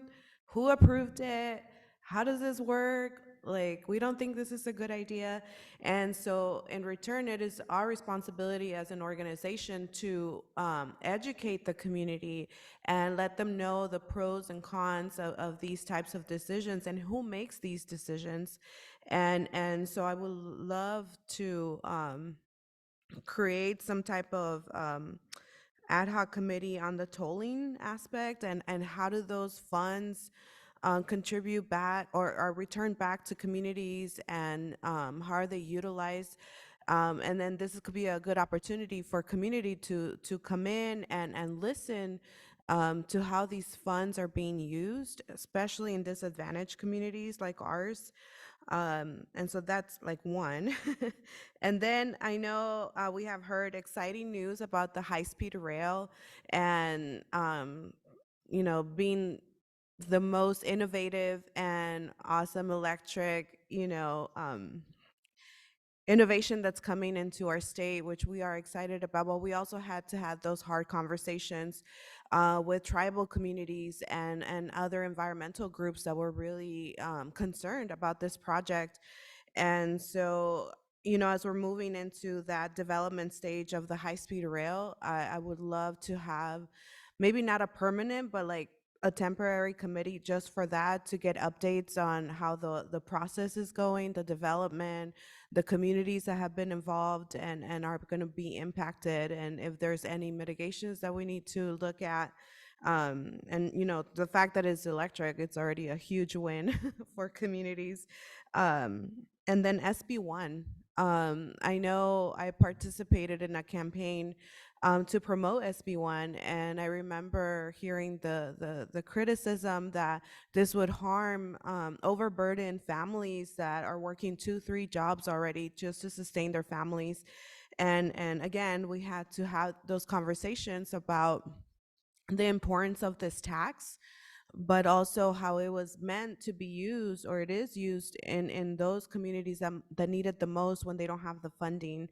And so, just getting updates on SB1, and which are the communities that are using the funds the most, and which are the communities that have not reached out or even asked for funding, or how it's even being allocated. I think there still needs to be a lot of education on those funding mechanisms, because a lot of folks in our community are under the impression that the state just wants to like take all our tax dollars, and it doesn't benefit us, right? So anyway, so those are my recommendations for now.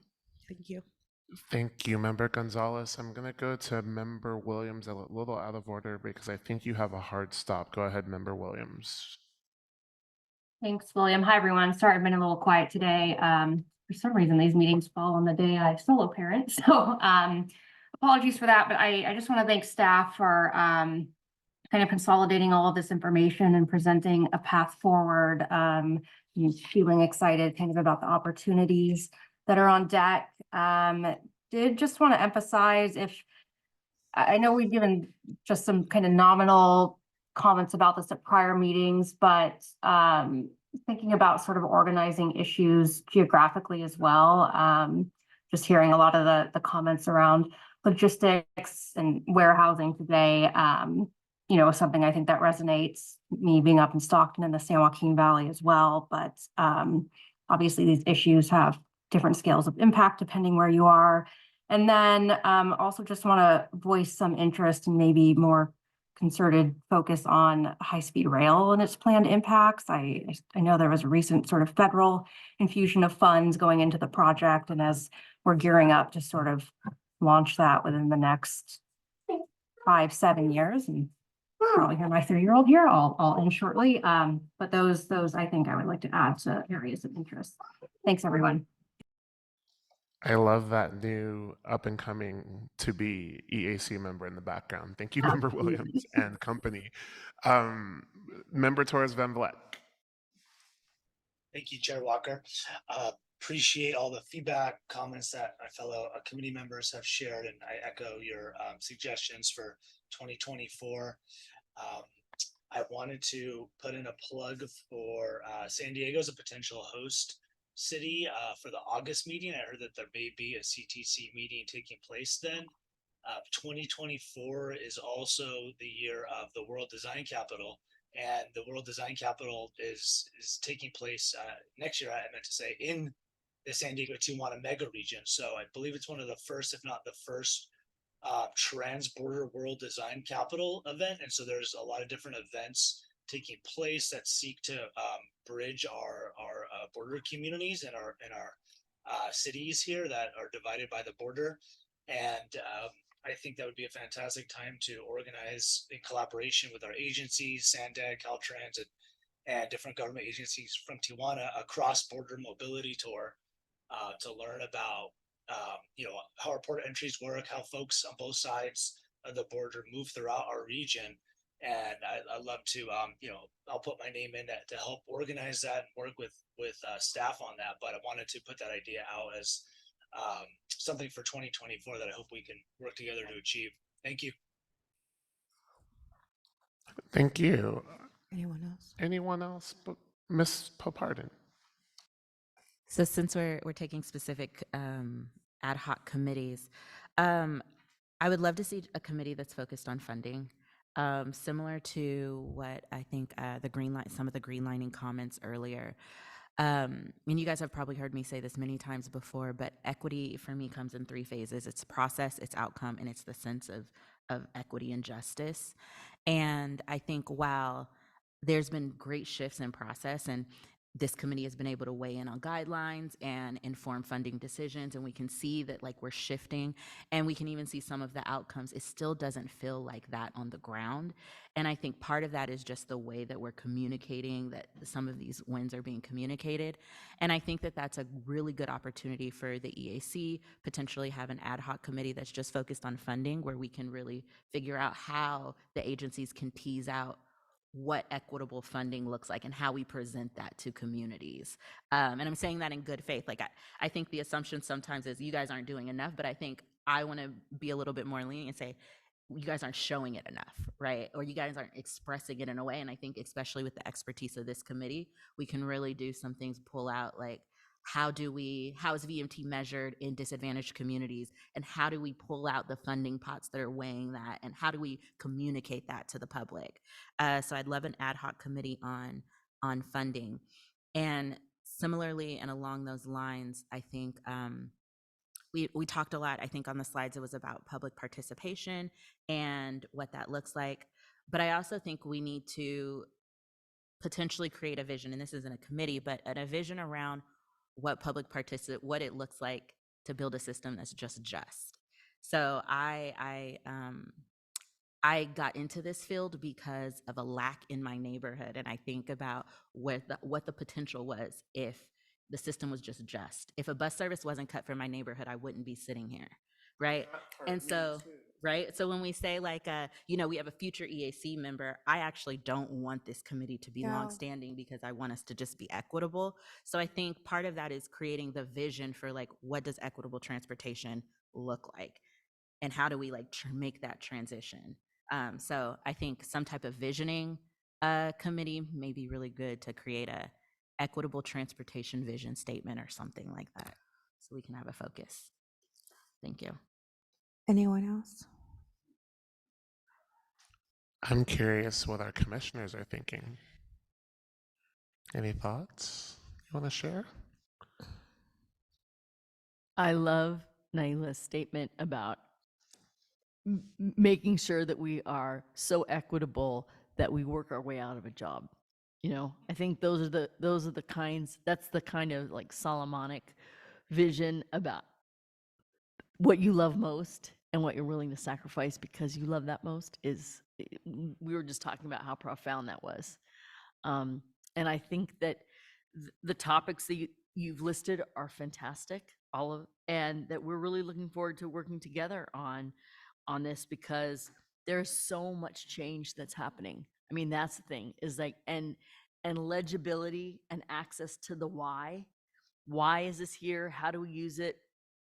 Is so important. And so I just love that we're ground truthing all of these projects and being able to transmit that from the 1 foot level to the state level, because if we're not, then who are we doing this for? Right. So Naila, that's going to go with me, that we're going to be so good at this that we won't even need an EAC.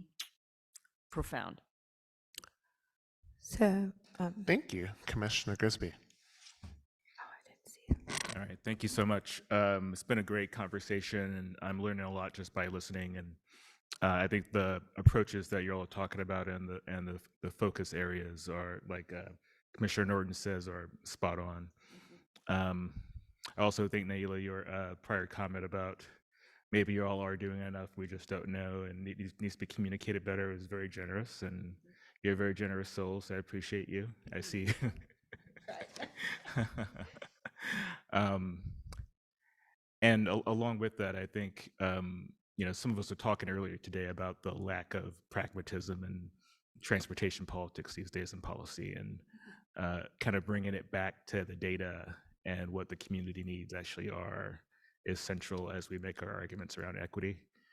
So I'm hoping that also is a focus as well. Thanks. Thank you. I'm going to give Member Contreras a few moments to prepare your thoughts. I'm going to give my thoughts really briefly. It's really hard being chair because you actually have to wait till everyone else says what they have to say. So don't think it's like an easy gig up here because I'm like chomping at the bit. So I really like everything I've heard though, and it's great because I have to say less because you've all said a lot of what I wanted to say. Um, Geographic diversity is huge, and I think that it's going to take more than just the EAC to figure out how to work in a state that I don't know how many square miles it is, but I know it's like 700 from coast on the coastline, 700 miles between all those cities, or it's 1,000 miles between those cities. Del Norte County to San Diego County. So figuring out how, and I know that Mike Keever wanted to hear this. He had to step away, and so I'm going to share it here, and it'll be in perpetuity. Looking at our district structure and trying to look at how, in concert with what we do at the commission and at the EAC, how our district offices can be engaging. And there's a lot that's funded at the local level that comes out of our district offices, and a lot of people are just going to their local operator or transit authority or commission, but they don't realize that a lot of that work is done also at the Caltrans district office. And so figuring out when it is appropriate to find ways for the community to engage. I think it's important that we operationalize engagement, which is why we're very happy to see this calendar of what our expectations will be for the year. We need to figure out how to operationalize it for the public as well so that they know when to engage. I believe that the way that engagement is done at a lot of agencies is it's done on a project level, which seems like it's equitable, but what it means is that you're going to communities and asking them the same questions every single time a different project goes to present, and finding a way to have presentations that are a bit more collaborative could create a situation or a synergy, really, so that maybe it's I gave the example yesterday during our strategic plan workshop. We all know what First Fridays is in Oakland. Like, we know that that's an art walk. We know where it is. It's every month. I know it's on hold right now, so please don't go next week. But we need to understand how we transform the engagement that we do from being on a project level to being on a more, a cadence that goes with the community's needs, so that we're planning things that the community can go to, and we're not just saying, oh, well, they didn't show up and we don't know why, but like actually figuring out how we can get a full room of community folks. And about the MPO and engagement, I think that they should be invited, MPOs and transit agencies and all of our different partners should just be invited to every meeting. And, they'll figure out if they have capacity to come or not, but we should have a list. Many departments do, and I'm sure there are projects within our sister agencies that have that. The EAC should regularly. William, can I just make one quick comment to that? We have a mailing list that invites our regional agencies. What our team is suggesting, just for clarity, is actually inviting them to sit here with you all, so you can ask and engage as you're having the dialogues in real time as well. Oh, and we like that too. That's even better. So ex officio status, got it. I will also say that this funding committee that Naila suggested as being an ad hoc, I see that as a standing committee. And that committee is not just for us to discuss what equitable and just funding could look like, but it's also to discuss what it is now. I, I mean, it could be a space where we're oriented on the budgets of the different agencies. And we all know that the agencies that were just named are not the only ones that are funding transit, like from, SGC and CTC, Caltrans and CalSTA. There's also the different initiatives with CARB and with the Energy Commission. And so getting a full orientation to all of that so that we know the, the, the points of power, and so that we're directing our our strategies to the correct place. And I think of the folks who come and testify about items often that are not on the agenda that we often can't respond to. If there were something that were local in their district, we could plug them into that, and that would probably be a bit more appropriate. So I know we're short on time. I have more to say, but so rather than me saying more, I know that we're governed by acts that prevent us from being able to engage like normal Californians. And so, Yeah, I can offer a suggestion for you all, William. sure. Okay. Maybe one thing I can offer is that we've had a robust discussion here. I know we still have members online that we want to get to as well. But Bagley Keene doesn't prevent you from emailing our team and sharing your thoughts with our team, and having our team work towards the March meeting to synthesize and compile everything that we've heard today to bring back a recommendation. Because one of the things that we as a team are going to have to do across our agencies is we're going to have to develop a work plan to fit all of these things in and align the resources to meet them, and honestly come back and say, here's what we can do, here's how we can do it. We may not be able to do this exactly the way you want, but here's something we can do, and kind of figure it out together. To your point, Martha, as we grow into our boots and figure these things out, that's what I can offer right now. Tanisha, would you mind just a quick point of clarification, though, on Bagley Keene?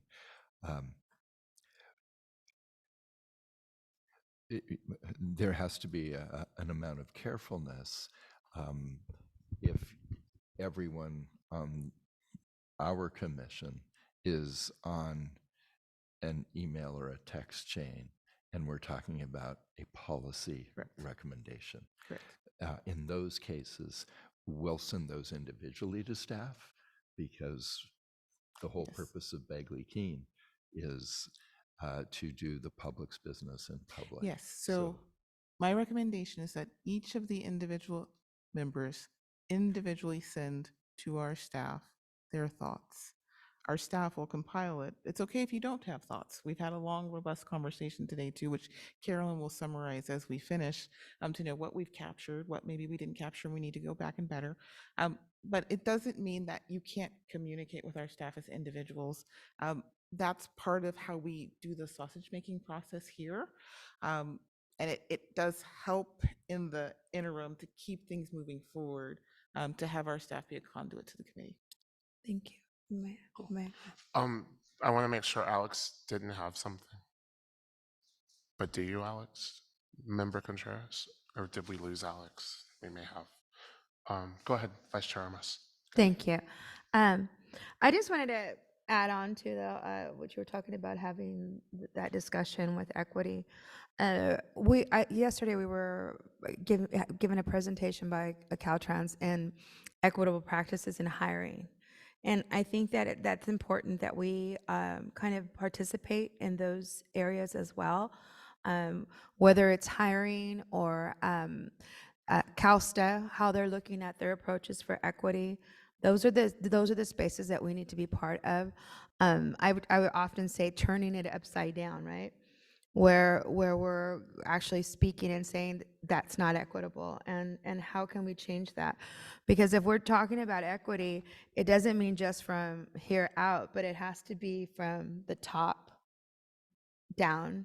So we have to turn it upside down and looking at how can we better engage or make it easier for folks to apply, for employment, making it easier for folks to engage, easier for folks to understand. So knowledge and the terminology, making spaces. I often look at like opportunities for having town halls where if we're in your region, We host, you're kind of the lead on the town hall. We support you.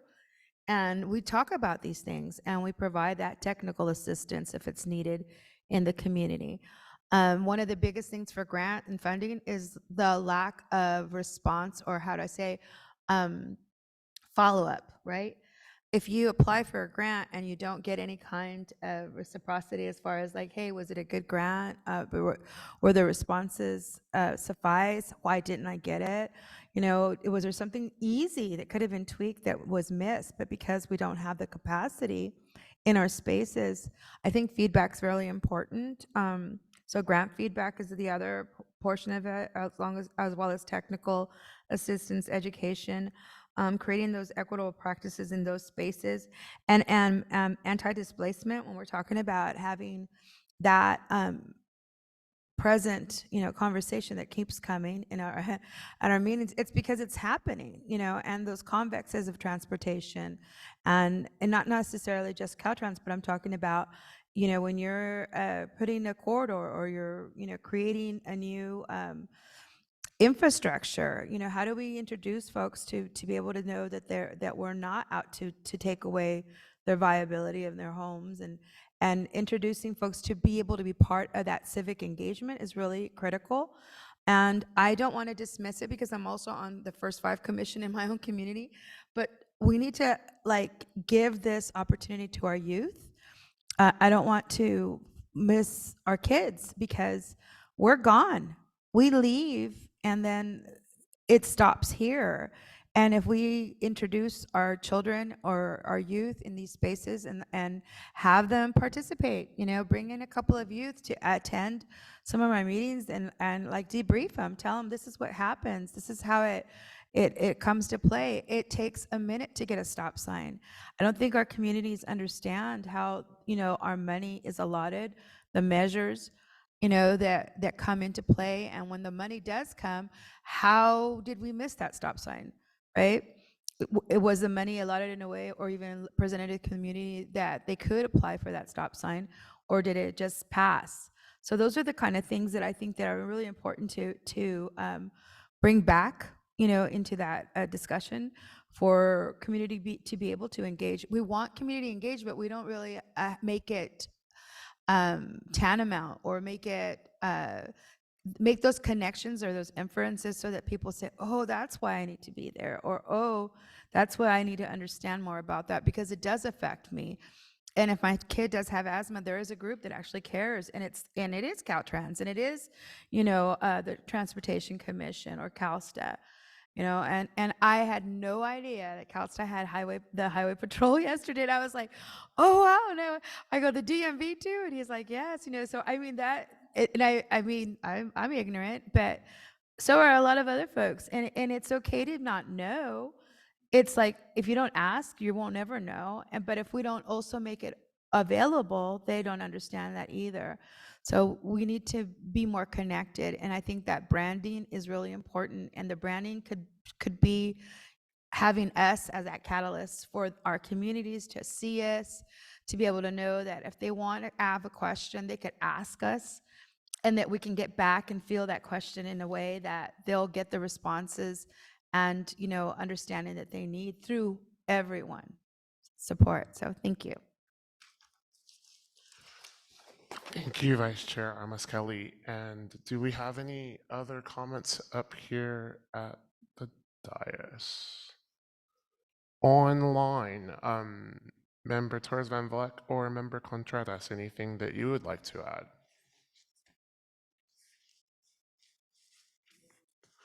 Okay, my final comment, I think that outside of the meetings that we have, there's just immense opportunity to use the CTC meeting space to have these town halls, to actually say, they're often, you know, tours or presentations that are linked to the CTC meetings. Maybe not every meeting, because but finding spaces in maybe a couple meetings a year to try out an expanded outreach effort that may invite folks to come into a town hall meeting the day before the regular proceedings, and to have a presentation about what's going to be on the agenda, the key projects that are going to be presented, or at least the ones in that region. And so giving our residents kind of a primer on what's going to happen tomorrow, and these are the projects. And maybe you can't sit and wait until the time certain that the meeting is going to talk about it tomorrow, but what do you have to say today? And then giving space at the official proceeding to give feedback from that town hall. And so that's something. And also when we do the different project based outreach for like the STIP and for the ITIP, having that space as well, where, okay, well, now we're presenting this document to the community and kind of getting what we need in order to meet our requirements. Now, in the last half hour of this meeting, we just want to have an open mic where you can say what impacts you from the transportation system, what you love about it, and what you'd like to see. So that was, I wanted to just further expound on both Naila and Martha's just community engagement and outreach, so that we're actually, because I know that if my mom came and sat at this meeting, it would be hard. Like, she'd get a lot of it, but it would be hard for her to follow every beat. And so that's, I'll leave it there. I know that we're way beyond time, but I really appreciate the discussion and the comments from everyone. I want to thank staff also for all the preparation and time that went into this item, because it takes a lot of work to compile, and the deadline was during the holidays. So I want to honor that like you're compiling this stuff, etc. So is there public comment for this item? Nope, we just had a hand raised. All right. Andrea Zurich, you're free to speak. Okay, you have 3 minutes. Welcome. Hi, thank you. Good afternoon. I'm Andrea Zurich. I'm the Director of Fund Administration at San Bernardino County Transportation Authority, or SBCTA. And I think, yay, we're here. You're here. Welcome, and thank you for being here. Yes, I just wanted you to know, I think the idea of focused ad hoc committees is very important to allow for meaningful dialogue, not just presentations, but for a dialogue to occur. More importantly, I wanted you to know that I have been here this morning online and listening. We recently conducted a survey of transportation concerns in our county and found that the majority of our residents don't even know that we exist. And because of that, I think we don't get a lot of public participation in our daily activities. So we really appreciate the existence of this committee as a means of educating ourselves on the concerns in our communities as we, look to reshaping our transportation vision. I wanted you to know that I'll be sharing this meeting recording with our executive team when it's posted, particularly for the very important discussion that happened in the Welcome to the Region. And we'll definitely be listening going forward. So thank you. Thank you. Thank you. I knew y'all were here, but it's so good to hear it. So thank you so much. Any other public comment? Not seeing any other public comment. I would like to make a quick note that the presentations that were provided today, those will be online on our website in the next couple of days. So if you weren't here, you couldn't see them or whatever, they will be available online for review in a couple of days. And that's what we want. I think that's really the goal, is like, use this opportunity to take it, share it with your staff, and hear the voices of the community in other spaces, because it's across the board. A lot of the issues are the same issues, and if we're trying to tackle them, it's for the good of everyone in California and all your different communities and the needs that you may have. And sometimes just hearing it from the folks that are in these spaces, in the meetings, the community that comes forth, it makes it a little less intrusive and just a little more on a listening space, and it's just easier to digest. We have one more public comment. We do. Hannah Krieger, we see you there, and you're welcome to unmute and talk. Hey all, sorry I missed that last call for public comments. Hannah Krieger with the Green Lining Institute. Yeah, just wanted to reinforce that this list is a really great start. This is a super exciting list of priorities. And one addition that I would recommend to this list would really to implore the advisory committee to also provide recommendations on how Caltrans, CalSTA, and CTC can best implement the governor's executive order on racial equity, which mandates specific directives for equity transformation that includes things like strategic plans that embed equity, budgeting and analysis tools to identify funding disparities and how to close them. As Commissioner Pope Hardin reinforced. And then, I think it would be a really great use of time for the advisory committee, just in general, to provide recommendations on how the CalSTA strategic plan is implemented. Because now that the plan is nearly finalized, the most important part is now overseeing how it is implemented and building in those accountability measures. So the next steps from here is that Caltrans and CTC will develop their own plans that will include equity. And so this is a very ripe opportunity for the Interagency Equity Advisory Committee to shape this, make sure it's coordinated with one another, because ultimately these plans should then influence the list of priority activities that were shared in that presentation. And then another action I would recommend is that the committee really take on an opportunity to really provide recommendations and shape how the vacant equity leadership positions are filled at CalSTA, Caltrans, and CTC, just to help shape that purpose and the function of those roles. So just wanted to flag those as some opportunities that I think would really greatly benefit from the expertise that the committee brings, and how you can all shape those. So appreciate all of your time today. It's been really wonderful to listen in. Take care. Oh, sure. Why don't you offer that? Thank you, Hannah Krieger, and Vice Chair Amos Kelly. I just wanted to say, Anna, thank you for sharing. I'm like a big fan of green lining, so I am not opposed. I mean, I think that it's a good opportunity to bring in outside organizations that want to present and want to talk. Maybe it would be something as simple as a Zoom that we could create and have those opportunities for those that want to engage. So thank you for bringing forth your expertise, and that's what it's about. It's collaboration and learning, and sharing. We by all means do not see ourselves as the only experts at this. This is like a collaboration of many, many voices. So thank you. Thank you. As I'm familiar with the commission meetings, last call for public comment? Not alcohol, but you said. Not that one. Oh, Member Gonzalez, you're not the public, but please go ahead. Okay, just really quick. Thank you, Vice Chair, for reminding me about the anti-displacement. I wanted to make a request, if it's okay, for maybe the February meeting to have a presentation from Caltrans regarding the housing programs that are available from Caltrans or other agencies in regards to surplus land.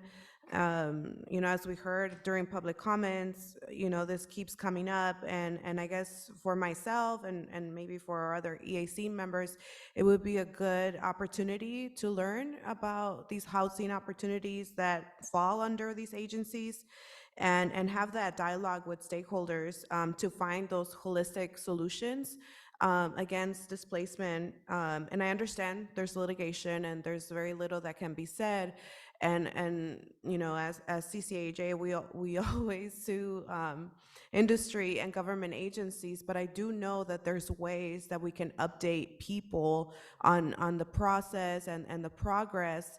And I just would hate to see, folks come back in February and still fight and try to gain some solution from this. So I think it would be good as a whole if Caltrans can just present on those opportunities. I know in our communities, like in Jurupa Valley, we have a huge lot of land that is under Caltrans, and that would be a great piece of land to use for housing.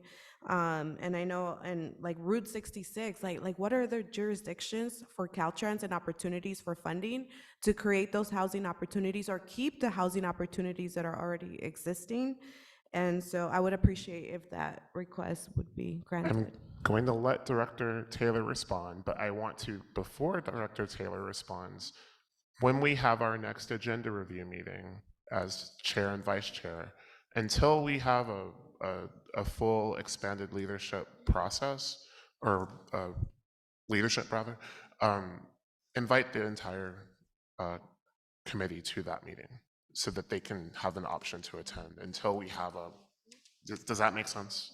So then we can, our agenda review, so that we can be talking about items for agenda review We in will- a proper We space. we will work with you to do that within the confines of Bagley Keene. So we cannot have the full committee on one call because that would be information before the committee. But there are ways that we can provide briefings to the committee, and we'll schedule and work with those. Work with you on doing that. Thank you. And if I may just say, Bagley Keene was not meant to make our life convenient. And it doesn't. Its purpose is so appropriately on making sure our work is done in a transparent way. And you're all doing such amazing work. You don't want to accidentally get tripped up on that, because the consequences in the law are actually quite strong. And have we had a chance to take our EAC through Bagley Keene training? Good. We need another one. So I try to do it at least once or twice. Wasn't the most well attended, but we'll have another. There are a couple of things about Bagley Keene. Bagley Keene has changed since we did our last training. There have been new laws. So we can always, if there are questions about Bagley Keene, it's a law that's meant, and rightfully so, for public engagement and to make sure that decisions of the government are made in public and that the public has the right to redress their government. So it's very important. But there are ways to have discussions with our team so that you can provide input that feeds into the information that is coming forward to you, and we can provide summaries on how those things are done in the way that the law requires them to be done. But I don't want to lose sight of Anna's comment to this Bagley Keene discussion. Well, where we can't talk about litigation, what we can potentially bring back, we did have a conversation at one of our last joint meetings where we had the Department of General Services, who has an executive order that talks about excess lands across the state, and we can have them talk about what they're doing within that executive order. We can have Caltrans talk about what they're doing within that executive order to identify opportunities that are out there. And forgive me, I have to go catch a plane. Okay, please. Well, we really appreciate your involvement today, Vice Chair, and over the year. All you ever do it. So. Thank you. Thank you so much. Travel safely. Do we have other? Wait, so were we on? We weren't on closing yet. We are still on item 6. Do we have any other comments for item 6? It doesn't. We have no more public comment. No more public comment. And we have no. Carolyn, 2 minutes to summarize. Please. Abrams, go ahead. Thank you, Chair Walker. I believe this takes us to our final item on the agenda, which is closing and what we heard from all of you today. So I want to share back as briefly as I can, keeping in mind that more detail is absolutely captured in our notes. But I just want to highlight the fact that we received some very valuable context setting today provided by the Center for Community Action and Environmental Justice, CCAEJ. And with that, we were able to learn a little bit more about the history of the logistics industry, land use here in the Inland Valley, and how this relates to statewide planning and policy. And also with that, how we can better include these priorities and perspectives into our strategic plans and equity definitions. There was also a resounding recognition of this milestone and how this inaugural year of the committee is a historic moment that all of you are a part of. And now that this committee is really integrated into our policies and programs, this value that we have and are able to, how we can leverage your expertise and your willingness to collaborate will translate into, both having these celebratory moments next year and also a lot of these difficult conversations as well that will help us get the work done. There's been a lot of conversation among the committee members about how we can leverage the positionality of serving as an EAC member to increase regional representation in your community and also create greater access to these spaces. And with that, as we increase focus on improving equitable outcomes, we want to make sure that we specifically emphasize geographic representation, tribal representation, and representation from individuals with disabilities. As we talked about the priorities looking forward in 2024, where we've been able to have this really robust dialogue, and keeping in mind that it doesn't end here, we heard a number of things. We see the EAC as a space for modeling holistic conversations that encompass equity and justice beyond transportation. So this includes housing, land use, food insecurity, among others. And there's also been what it sounds like is an agreement around developing these ad hoc subcommittees, which would be beneficial for achieving the priorities of the committee next year. Some of these include tolling, high-speed rail, SB1, transportation funding and the fiscal landscape, and public participation in social justice. There is a desire to more effectively communicate the work of the committee and the equity efforts that all of you are working on so diligently. And with that, perhaps we could also create a vision statement for what equitable transportation really looks like. There's also been discussion around considering mechanisms to leverage existing spaces, such as commission meetings, to really engage the community. And also finding a way to operationalize equity, or in a way, implement a standard cadence for engaging community members so that they know when they can participate. There's also considerations given for how the committee can work to advance the governor's executive order on racial equity, recommendations for how the committee could really advise CalSTA on the implementation of their strategic plan, and conversations around how we can do a better job of promoting and also providing some clarity and background around how vacant equity positions are filled both across the board at Caltrans, CTC, and CalSTA. And finally, some conversations around this executive order about excess lands across the state, and a very clear request for a presentation on some of the housing programs that are available, the policies that our agencies use around surplus land, and how anti-displacement is prioritized. So with that, I just want to thank all of you for this really robust and meaningful conversation. And we can share out what we've heard in great detail with all of you. But with that, I will turn it back to the chair. Thank you very much. That was impressive. I'm sitting here taking notes and I'm like, wow, you got a lot more than I did. Thank you very much, Ms. Abrams. Oh, sorry. That's right, y'all. So I will give a shout out to all of you. I literally was just doing a test on names. And so the ones I can come up with are Doug, Brandy, Justin, Alexis, Sequoia, Carolyn, Abby, and Destiny. Those are the ones. And obviously, Tanisha sitting right by my side, feeding me all the information I need to know. I want to give you guys a round of applause, and I'll make it short because I'm sure I want to know. And is there any further comment from my fellow members? From our public? I just our members, yes. I did want to say, you didn't see this, but I gave all of you a shoe, a little huarache, okay? And I was able to share with Naila. I was waiting till the end. But the reason I gave you this little shoe is because I'm reminded, and it's so funny that we went to Tio's Tacos and they had the shoes there.